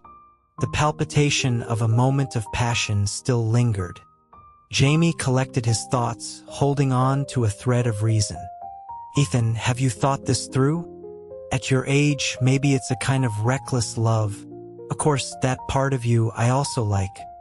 His heart sped up, and the gaze in front of him grew hotter. But your family, your parents, it doesn't matter. Ethan spoke gently with a matter-of-fact tone. Bro won't mind. If he did, what kind of bro would he be? Jamie's words were cut off. He looked up sharply. Ethan, was he emotionally blackmailing his dad? Their gazes met, and the eyes in front of him were bright and fiery. Jamie looked at him for a few seconds. Perhaps it was because Ethan's gaze was too hot, or perhaps the drunkenness was setting in, but his heart also grew warm. After a moment, he steadied himself and was about to speak. Ethan suddenly asked, "What about you?" His words paused. "What?" Ethan's lips moved slightly, as if he were choosing his words carefully. "Your parents, I've never heard you mention them." So that's what he wanted to ask. Jamie said softly they probably wouldn't mind either. They're in another world. The air suddenly fell silent. Ethan froze. The ambiguous, romantic atmosphere instantly dissipated. His fingertips curled slightly. After a moment, he said in a hoarse voice, Jamie hugged him and continued. They were both photographers, traveling all over the world. They rarely contacted me. Unstable times, unstable places, unstable schedules. They could lose contact at any time. After a moment, Ethan looked down at the person who was drunk and lost in their own world. He said softly, "What you mean, I think, is another dimension." Back home, it was almost 11. As Jamie walked into the living room, he was suddenly embraced from behind. Ethan rested his head on his shoulder. "So we're together now, right?" His large frame almost completely enveloped him. Jamie's heart skipped a beat. He held back his warmth and squeezed Ethan's wrist. "Yeah." Ethan nuzzled him, tightening his grip. "I'm so happy. I'm your boyfriend now." The way he said it was full of a forbidden thrill. A wave of heat shot up from Jamie's spine, and the back of his neck turned red. He faced away from him, nodding calmly. "Yeah." "Just, yeah?" He gathered his thoughts. "Us, you and me?" A hand touched his face. Ethan said warmly, "You don't seem very sober yet.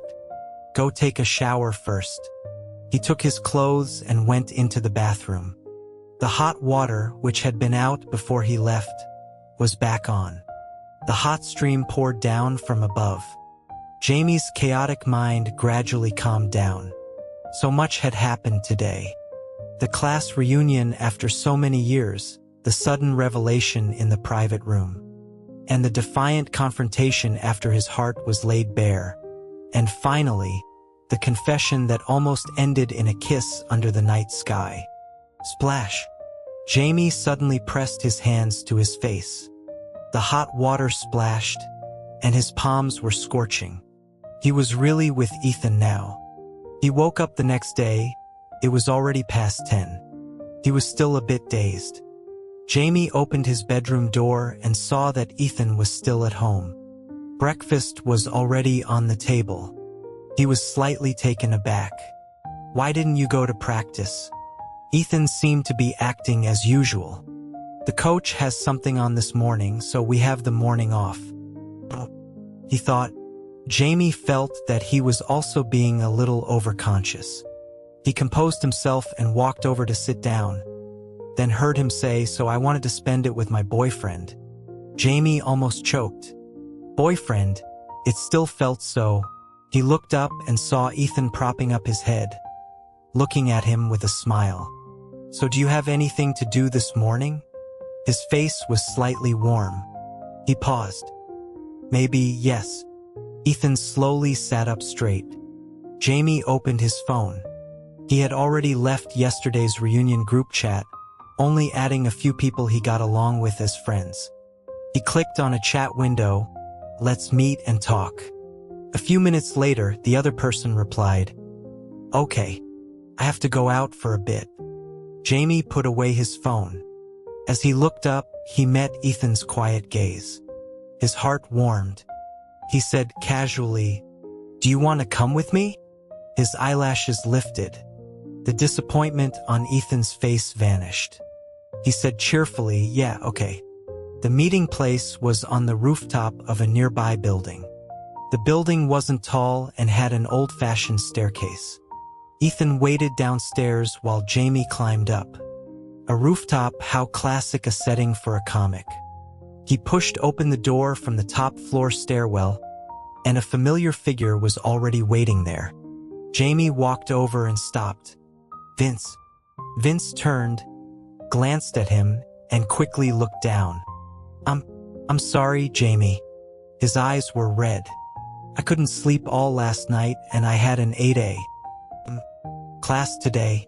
Jamie was silent for a moment. "So you're here now because I skipped work." This was 9 to 5 max. Jamie moved his lips, but in the end he said nothing, just a faint They both knew what had happened yesterday. The secret that only Vince knew, and the expression on his face that had revealed everything. But he wanted to know why. Vince clenched his fists at his sides, his face a mixture of shame and pain. "I'm sorry, I was too jealous of you. You're doing something we both love, and you're doing it so well." So yesterday in the private room, in a moment of weakness, Jamie didn't speak, just looked at him with pursed lips. Vince said sharply, "I regretted it as soon as I said it. Really, I didn't want things to turn out like that yesterday, but things still turned out like that." After he said it, the color drained from his face. Jamie looked at him, a wave of emotion washing over him. He didn't actually feel any resentment. After yesterday, he felt a sense of relief. It was just that he suddenly remembered that lunch break in high school. The first time he had skipped lunch break to hide on the rooftop stairwell to read a comic, he had run into Vince. He was panicking, but then the other person had suddenly pulled out a BL comic from behind his back and said to him. He was the same. The memory felt so close, yet at this moment, it was so distant. Jamie's emotions stirred. "Vince, actually, when I met you again, I was quite happy." Vince was taken aback, his eyes turning redder, a flicker of hope in them. "So in the future, we can still..." Jamie said, "Let's not contact each other anymore." He didn't resent him, but that didn't mean he would forgive him. Even with an apology, they were no longer on the same path. He had come today just to put a period on that memory. "I'm leaving now." Jamie looked at the time. "My boyfriend is waiting for me to have lunch with him." Vince looked over in shock. Jamie didn't look at him again, turned and left the rooftop. As his figure disappeared behind the door, Vince stood there blankly for a while. Amidst the swirling emotions of regret and shock, he suddenly remembered what had happened during that lunch break. "Jamie, what do you want to do in the future?" "I want to be a BL comic or doing something I love." "That sounds so happy." "Then I want to be a BL comic or two. We're in the same class now, we can be colleagues in the future." A cigarette was lit, the smoke slowly curling up between the blue sky and the tall buildings.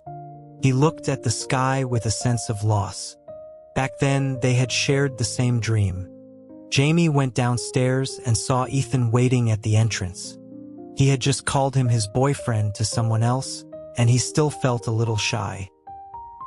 He composed himself and was about to speak when his hand was taken and turned over. Jamie's fingers twitched. "Ethan, what are you looking at?" Ethan was concerned. "You didn't punch him twice? Let me see if your hand is red." Jamie said, "This is a civilized society." Ethan laughed. "Did you block him?" "Of course I blocked him." Ethan frowned and was about to speak. Jamie smiled gently. "I'm going to send him signed copies, personalized dedications, and post them on my social media, visible only to him." There was silence for 2 seconds. Ethan said softly, "I just love your gentle and kind heart." Jamie's face grew warm. "I've always been like this." The car they had called soon arrived. They were going to a nearby restaurant for lunch. After getting in the car, Jamie leaned back against the seat and looked out the window. The street scene gradually receded. He heard a voice beside him. "What are you thinking about?" He pulled back his thoughts and said, "I was thinking, being able to do what you love is really a very lucky thing." The light and shadow from outside the window flickered in his eyes. Ethan looked at him and smiled. Jamie leaned back again. "And the people I've met have always been like-minded, which makes me feel that this world is very beautiful. Of course, except for yesterday. Those people from yesterday will never have anything to do with you again." Ethan said slowly, "The people who can stay by your side are all people like you." After he said it, the car was a little quiet. Jamie looked straight ahead, his eyes slightly narrowed. "So there are so many crazy people around me because," Ethan quickly said, "because you're the head nurse." "That's true." He closed his eyes in comfort. They had lunch nearby and then went home. When they got home, the midday sun was just right. The warm sunlight streamed in from the balcony, lazily spreading across the floor. Ethan's practice didn't start until 2. Jamie put down his bag and asked, "Ethan, do you want to take a nap?" "What about you?" "I'll take a nap too." There was a moment of silence beside him. Then he said, "Okay." Then a pair of long arms reached out, and before Jamie could react, he was scooped up into an embrace. His heart suddenly sped up, his feet leaving the ground. Jamie's eyes widened. "Wait, we're napping separately." Ethan's arms were wrapped around his waist, and he easily lifted him up, moving towards the balcony. He quickly pressed down on the arms around his waist, his face flushed with embarrassment. "Then don't." Ethan rested his head on his shoulder and said softly, "It's okay. Being held by me isn't something to be ashamed of." In just a few steps, they were at the balcony. He fell back, and Ethan sat down in the beanbag chair, with Jamie landing directly in his lap. He felt like a rabbit that had been carried into a wolf's den. This shouldn't be happening. Wasn't Ethan a big, gentle dog? He had just moved in his lap, about to get up, when he was pulled back. The breathing behind him seemed to hitch for a moment. Then he leaned in closer. "Don't move, just a hug." Jamie stopped, his ears warm. "Ethan, I need to take a nap." You sleep. I'll read a book." How was he supposed to sleep like this? As he was thinking, a voice came from behind his ear. "What's wrong? You can't sleep like this." Jamie's fingertips tightened. If he said he couldn't sleep, wouldn't that be admitting he was flustered? He swallowed lightly and said with feigned calmness, "Why wouldn't I be able to?" Ethan laughed. "Oh, that's good." Jamie's eyes widened. Had he fallen into a trap set by Ethan? After speaking, Ethan picked up a book to read. Jamie could only try to calm his racing heart. But being held like this wasn't uncomfortable. Ethan was very large, and being enveloped by him gave him a sense of security. The sun shone down warmly, and it was very comfortable. Except for his heart beating too fast to sleep, everything was perfect. Since he couldn't sleep, Jamie could only look at the book in front of him. Ethan had just turned a page. Thump. The desk was knocked. "You were the one who confessed first. Why are you breaking up with me? I feel the same way about you. Page." The chair was knocked over, and he was pressed down and kissed. Jamie's eyes widened silently, his heart beating faster. The page was turned. Then the page was filled with tangled lines, passionate gazes, hot breaths, and intertwined lips. In the enlarged detail, you could even see a thread of saliva. Wait, this was a bit too much. Where they were pressed together, Ethan's heartbeat seemed to have quickened as well. Their body temperatures were close, and it instantly rose. Jamie moved slightly, and a weight suddenly settled on his shoulder. His breath fell on his ear. Long, distinct fingers traced the image of the kiss. In comics, after confessing, "Do you have to kiss?" A shiver went down Jamie's spine, his breathing becoming rapid. The sunlight filtered through the pages of the book. Ethan asked softly, "What's it like for two men to kiss?" Dust motes floated in the halo of light. The air became ambiguous and scorching. The page rustled softly. Jamie lowered his eyes, his face hot. "I don't know. Do you want to try?" The arms around him tightened. Then one hand held his shoulder, turning him around. He looked up and met the gaze that was looking down at him. Ethan's eyes were bright and burning. His voice was very soft. "A kiss?" His heart beat uncontrollably fast. Jamie gripped the hem of Ethan's shirt. Their breaths intertwined as they looked at each other, his thoughts gradually becoming blurry and shaken. The chaotic heartbeat was transmitted to him. In a daze, he vaguely heard himself let out a very soft The hand on his shoulder tightened. Ethan lowered his head and kissed him. The moment their lips touched, Jamie's eyelashes trembled violently. Ethan's lips pressed against his, warm and soft. Just the touch was enough to make his mind go numb. They were kissing. Jamie's eyes widened, swept away by the tide. He didn't know how much time had passed, but the lips pressed against his moved slightly. Ethan ground his lips against his, rubbing and kissing them. The seam of his lips was parted, and he couldn't help but let out a soft sound. The fingertips holding him suddenly tightened. As if stimulated by something, Ethan licked open his lips and explored inside. The moment his tongue was hooked, Jamie's whole body shivered. His ragged breaths were mixed with small sounds, and the tentative kiss grew more and more intense. In a daze, he seemed to have clung to Ethan's shoulder. Thump! A sound, the book fell to the floor. A large, hot hand pressed against the small of his back. The next second, their lips and tongues separated. Jamie opened his eyes in a daze, and his vision was suddenly turned upside down.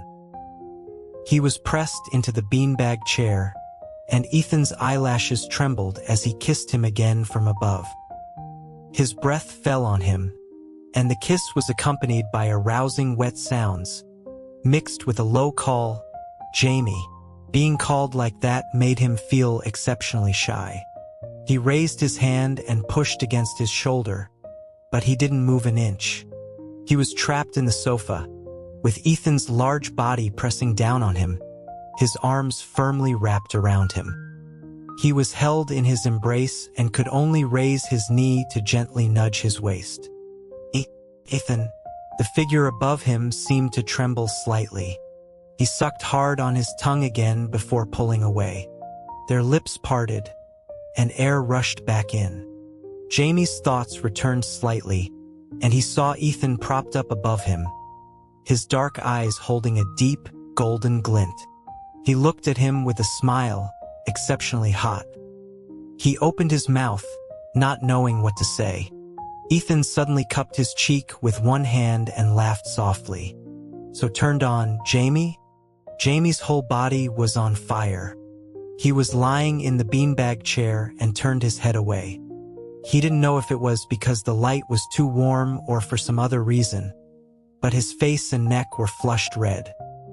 His gaze was wet from the kiss, and he couldn't close his lips. Ethan's fingertips curled, and he bent down to kiss his red earlobe. "Did I kiss you well?" Jamie's eardrum tingled, his scalp almost exploding. He grabbed the arm that was propping him up and turned his head away even further. What, well or not well? Was Ethan naturally like this, or how could he ask such an embarrassing question? He didn't speak, so Ethan continued to kiss him. Was it good? The wet, hot kisses fell on the base of his ear, and the hand on his lower back gently rubbed him through his clothes. Jamie trembled even more and quickly stopped him. Good. Enough, that's enough. The kisses finally stopped. Ethan seemed a little unsatisfied and rested his head on his shoulder, asking, "Is this enough?" Jamie's mind was exploding. This wasn't enough. He had never heard of a first kiss being like this, but besides kissing him, Ethan hadn't done anything else. Was it really because he was so turned on? This kind of kissing felt both innocent and lewd. Jamie composed himself and said, trying to suppress his heat, "In comics, kissing up to this point is usually enough." There seemed to be a few seconds of silence in front of him. Then Ethan got up, looking at him with a strange expression. "You want to follow what's in the comics?" Jamie suddenly had a bad feeling. Before the alarm bell could ring, Ethan suddenly burst out laughing. He lowered his head, as if letting him go. "Let's not. What happens in comics is much more intense." A jumble of images flashed in Jamie's mind. He was stunned for a long time before he slowly found his calm voice. Then let's talk about it next time." He didn't know which word had pleased Ethan, but he kissed him on the lips a couple more times. Okay. The balcony was quiet again. The warm sunlight passed over the beanbag chair. As Jamie's thoughts returned, he vaguely heard Ethan resting his head on his shoulder, turning back into a big, leaning dog saying, "Kissing feels good. I'll practice more, so I can make you feel even better." There was still practice at 2 in the afternoon. After their nap, Ethan left for school. The bright sun fell on the track. The shadows were clearly cast on the ground. There was no wind in the afternoon, and the green trees by the track stood quietly in the scorching sun. On the track, Ethan's figure was like a lurking beast, instantly passing the inside of the track. Cody in the rest area was stunned. He muttered with his mouth open, "Why does Ethan seem to have extra energy today, like a dog like a dog being chased?" Ryan glanced at him. "Don't let Ethan hear you." "Why? You'll be the one being chased." On the track, Ethan had just crossed the finish line and was circling back. The coach looked at the time with satisfaction and called out to him, "Ethan, you're going to the training camp exhibition match this weekend, right?" "Yeah." Ethan paused, then asked, "How many days?" 3 days, including the weekend." "What's wrong? Do you have something on?" "Nothing." Ethan pursed his lips and turned his head, saying casually, "I just have to tell my boyfriend." The coach smiled. "Oh, so you have to tell your boyfriend." He paused, then suddenly turned around. "What? You're dating? When did this happen?" Ethan's lips curved into a smile. He glanced at him and walked away. Was he here to show off? So annoying. Ethan left the field and walked back to the stands. Cody immediately came over. "What's up with you today? Did you recharge after resting all morning?" Ethan just smiled and said softly, Cody felt a chill down his spine from his smile and changed the subject. "The coach told you about the exhibition match, right?" "Yeah." "So, are your parents coming to watch this time?" Thinking of something, Ethan sneered. "It's better if they don't." Ryan looked at him and asked, "But Jamie will probably come to cheer you on this time, right?" Ethan paused for a second, his Adam's apple bobbing. In the sunlight, his eyes were bright, but he said calmly, I'll tell him about it. The next day, it was Monday again. Jamie was held up on his way out the door this morning. He rushed into the company just in time. The elevator door opened, and he happened to run into Lucian. They met face to face, and Lucian was as natural as ever. "Hey, Jamie." Jamie was used to it. "Morning, Lucian." After greeting him, he turned to wait for the elevator to go up. The floor number had just passed one when he suddenly heard a from behind him. "It seems your problem has been solved." Jamie was taken aback and turned his head. "What?" Lucian's gaze fell on the back of his ear, and he elegantly pointed to his own. "Here, the scent of the forbidden." "What the hell?" Jamie suddenly realized. When he was leaving this morning, Ethan had asked for a good morning kiss.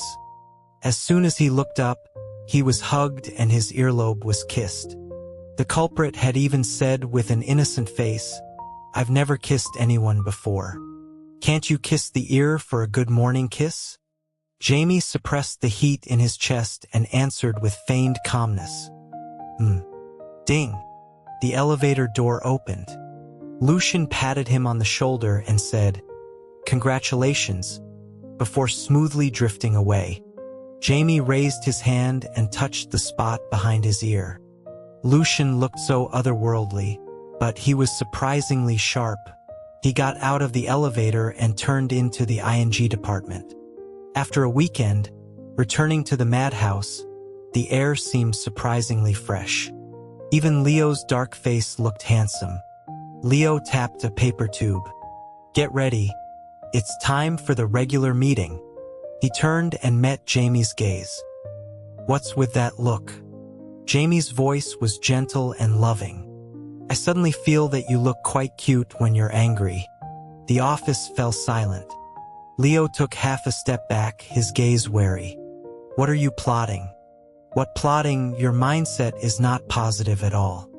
Jamie put away his notebook and said magnanimously, "Nothing. Let's go to the meeting." Leo's hair stood on end. The meeting went on as usual, covering the department's matters for the week. At the end, Leo specifically pointed out, "There's an event this weekend, Jamie and I are going." A junior Orse hope was rekindled. "You two again?" Leo said coldly, "It's a meeting with the animation company. The head and the in charge have to be there, and we have to bring Lucy." Jamie jotted it down. "Okay." All the matters for the meeting were covered. Another excitedly piped up, "To celebrate our Deputy Orse big copyright sale, let's have a team dinner tonight?" A group of people cheered and stood up. "Let's go. Where should we eat?" "I have a place I've been wanting to try." "How about this place? They have a 20% discount on Mondays." This group of people seemed to have no intention of asking him. He saw that the decision had been made and sent a message to Ethan. "Jamie, team dinner tonight, I'll be back after I eat." The reply came quickly. "Do you want me to pick you up?" "Jamie, it should be close, no need." Ethan, "Okay." Kissy face, "Oh no, why was there a mouth?" The feeling of being pressed down and kissed until he was weak all over seemed to surge up again. Jamie quickly closed his phone. Memory blocked. Blocked. The team dinner was at a Japanese restaurant. The ING department group got a private room and sat down. Someone even put up a sign that said, "BL Editing Department, grace us with your presence." The food was slow to arrive.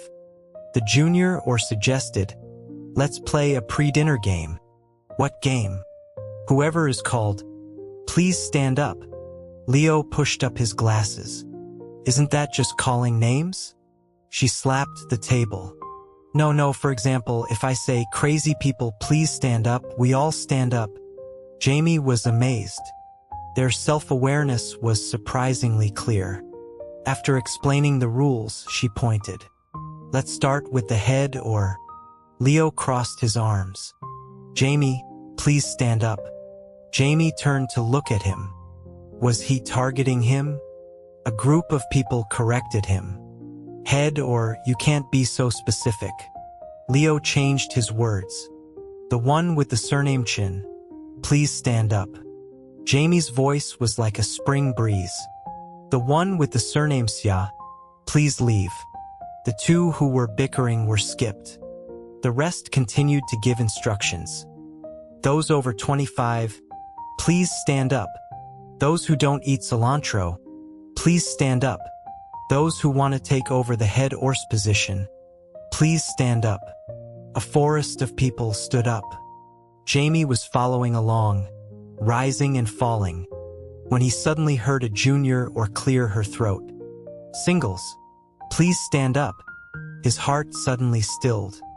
A circle of people around him stood up. He held his breath for 2 seconds.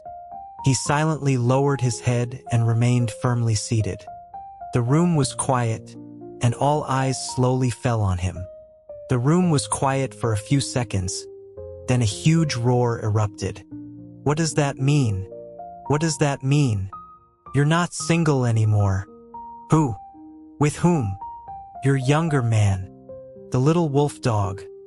Jamie only had time to cover his ears as he was washed over by the waves of sound coming from all sides.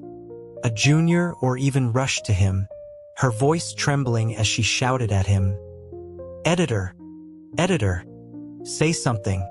In his peripheral vision, Leo's glasses glinted like a flashbulb.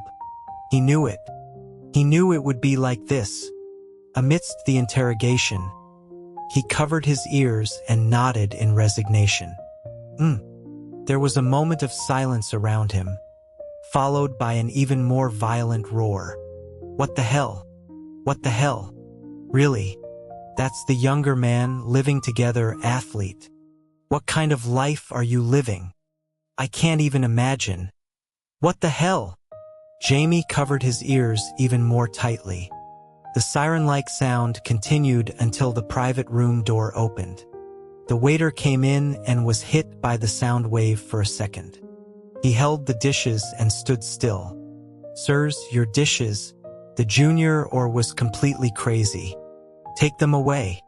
This plain porridge and side dishes can no longer satisfy me. Jamie took a sharp breath. He quickly went over, took the tray, and apologized. I'm sorry, our drama club is rehearsing. The waiter's gaze shifted and fell on the large characters on the foam board. BL Editing Department. The private room door closed, and the waiter left. Only a faint awkwardness lingered in the air. He held the tray and turned to look around, his gaze like a February spring breeze that was also a pair of scissors. Are we going to eat or not? A group of people suppressed their excitement and lowered their heads. He calmed the table of crazy people and sat back down. As he sat down, he heard a sound beside him. Hee. Jamie turned his head and saw Leo's all-knowing expression. He composed himself. What? Leo's lips curved into a smile. Your face is all red. What are you pretending for? Jamie was speechless. Leo's mouth. Shoo. At the dinner table, the ING department staff still tried to gossip discreetly. Jamie buried his head in his food and pretended not to hear. When he was almost done eating, he estimated the time and sent a message to Ethan. Have you eaten? As soon as the message was sent, a call came through. Ethan. Call invitation. As soon as the call notification popped up, Jamie's back grew warm. He tried to answer the phone as naturally as possible. Hello? As soon as he spoke, everyone turned to look. Jamie. Ethan's voice came through the receiver, tickling his eardrum. Have you finished eating? I'll come pick you up. Jamie held back his warmth. No need to pick me up. A group of people immediately sensed something and got excited. Isn't that your Ethan? Let him pick you up. Let him pick you up. Ethan. We're at the XX restaurant on the pedestrian street. What the hell? Jamie's fingers tightened. They were so loud, Ethan must have heard them. A low laugh came through the receiver. "Okay, got it." Jamie was speechless. They were talking to each other over the air. Unbelievable. Just as they were finishing dinner, Ethan arrived. Jamie received a message and went to open the door. The private room door opened, and he saw Ethan standing outside.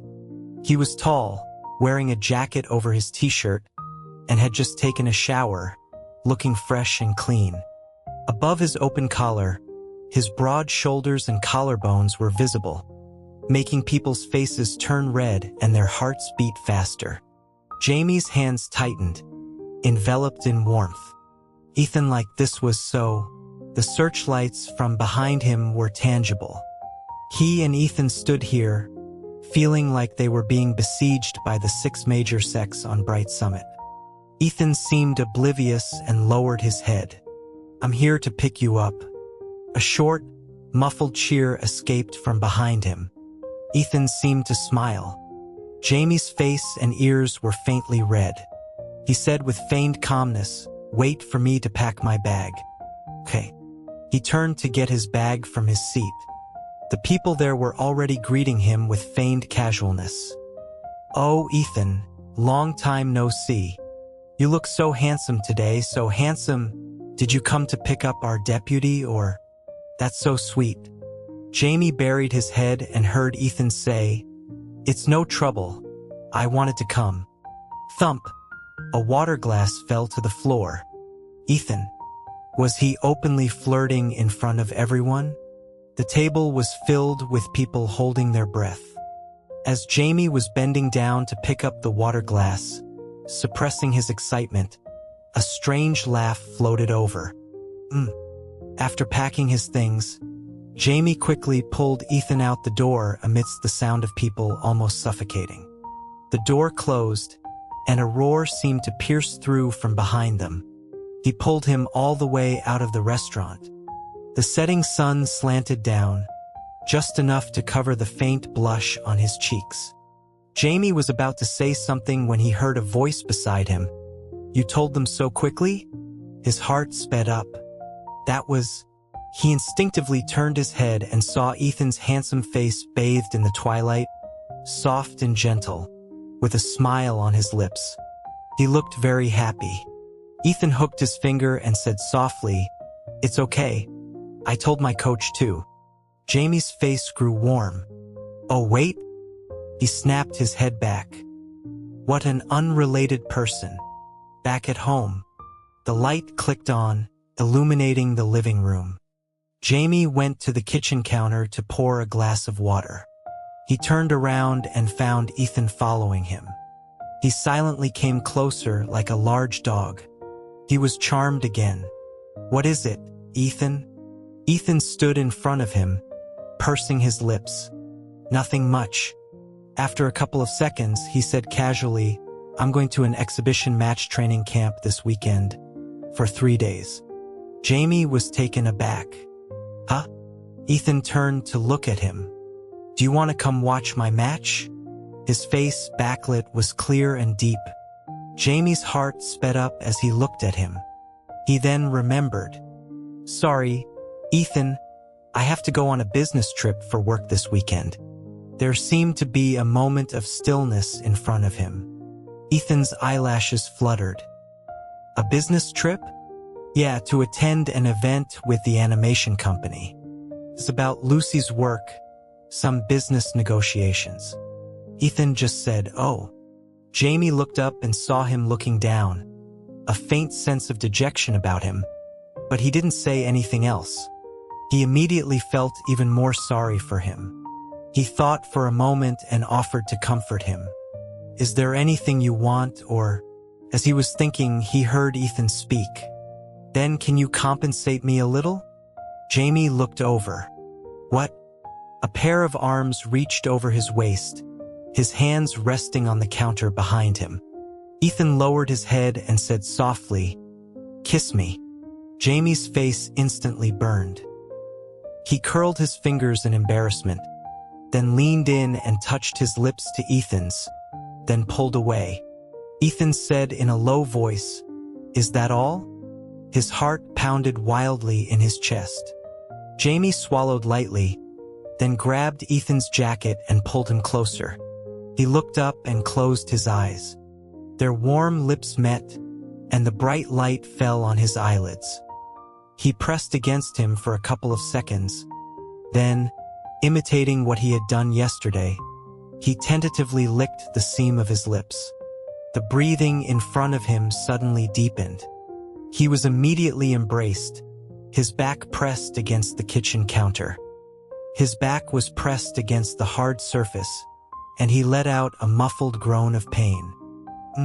A large hand blocked the space behind his waist. Then he was gripped, and suddenly he was lifted up. Jamie was startled. He opened his eyes. His vision swam, and he was easily placed on the kitchen counter.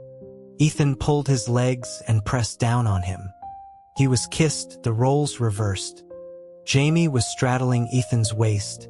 His back arched, and he could only hold on to his broad shoulders. Their breaths were ragged and intertwined. The hand holding him was very hot. Being kissed in this position made his whole body heat up, and his legs and lower back trembled. No, this was too. Finally, just as he was about to lose his grip on his shoulders, Ethan seemed to sense it and held his waist, hooked his tongue, and slowly pulled away. The cloying heat dissipated. Jamie touched his lips with his fingertips and looked up. Is this enough compensation? Ethan looked at him, his eyes deep and bright. He laughed and said, "It's still a little not enough, but I'll let you go for now." He was stunned. Where was it not enough? Didn't they kiss? Before he could figure it out, Ethan had already lifted him off the counter. Go rinse your mouth. He still had to go to the office the next day. When Jamie woke up in the morning, Ethan was already in the bathroom. His figure, turned sideways, was tall and lean. Ethan was brushing his teeth. When he saw him come in, he glanced over, his lazy voice muffled by the foam. Jamie. Jamie stood next to him. Morning, Ethan. The large mirror in front of the sink clearly reflected their figures. Looking at it this way, Ethan seemed much larger. His shoulders were broad, his waist narrow, and the sink was almost below his waist. Ethan had just finished washing his face. He grabbed a towel and said to him, "I'm heading out." Jamie was brushing his teeth and mumbled, The figure in the mirror moved away, a fleeting image. His summer shorts were thin, and the sight instantly hit him. He was completely shocked. He was suddenly wide awake. Ethan had gone out, and the bathroom was quiet. The morning sunlight streamed in. Jamie's face was flushed, his heart pounding. Athletes. Do they all have so much energy? Jamie was shocked by the fleeting glimpse. On his way to get water at the office that morning, he was still a bit dazed. The not enough that Ethan had mentioned. Did it mean this? But at Ethan's age, he was passionate, direct, and flirty, full of energy with an inexhaustible supply. It was normal for him to be like that. And they were in a relationship now. That kind of thing was also to be expected. As Jamie thought about it, his heart was both panicked and hot. But wouldn't this be too fast? This was the speed of a first love, and they were living together with an age gap.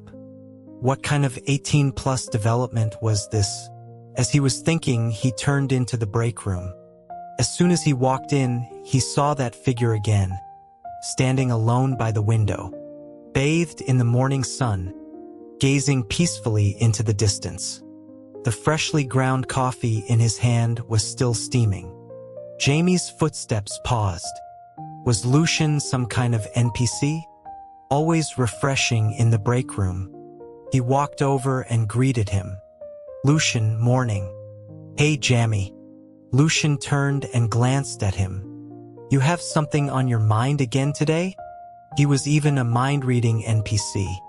Jamie paused for a couple of seconds, a little embarrassed to speak.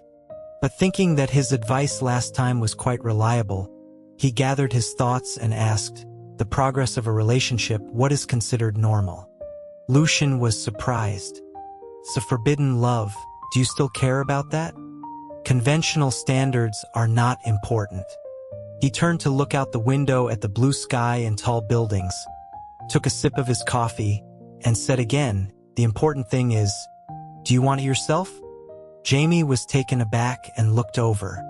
A ray of golden morning light happened to fall on Lucian, enveloping him in a halo, like a statue of Jesus delivering a divine message. Jamie's pupils constricted. So he wasn't an NPC, he was a god. No wonder his English name was this. His heart felt as if it were illuminated by a sudden beam of light. He clasped his hands together piously. I am enlightened, Master Lucian. The coffee cup tilted. Jamie basked in the holy light for a while, feeling that his mindset had been adjusted again. But he was very busy with work these few days. Ethan also seemed to be preparing for the weekend training camp. Before he could think too much, the weekend arrived. Ethan was going to S-City for a 3-day training camp.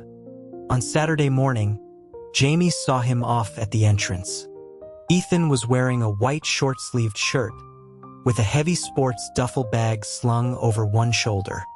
In the morning sun, his lines were firm and smooth. Ethan, call me when you get there. Ethan was putting on his shoes and laughed softly. I'm not a child. Are you afraid I'll get lost? Jamie's face grew warm.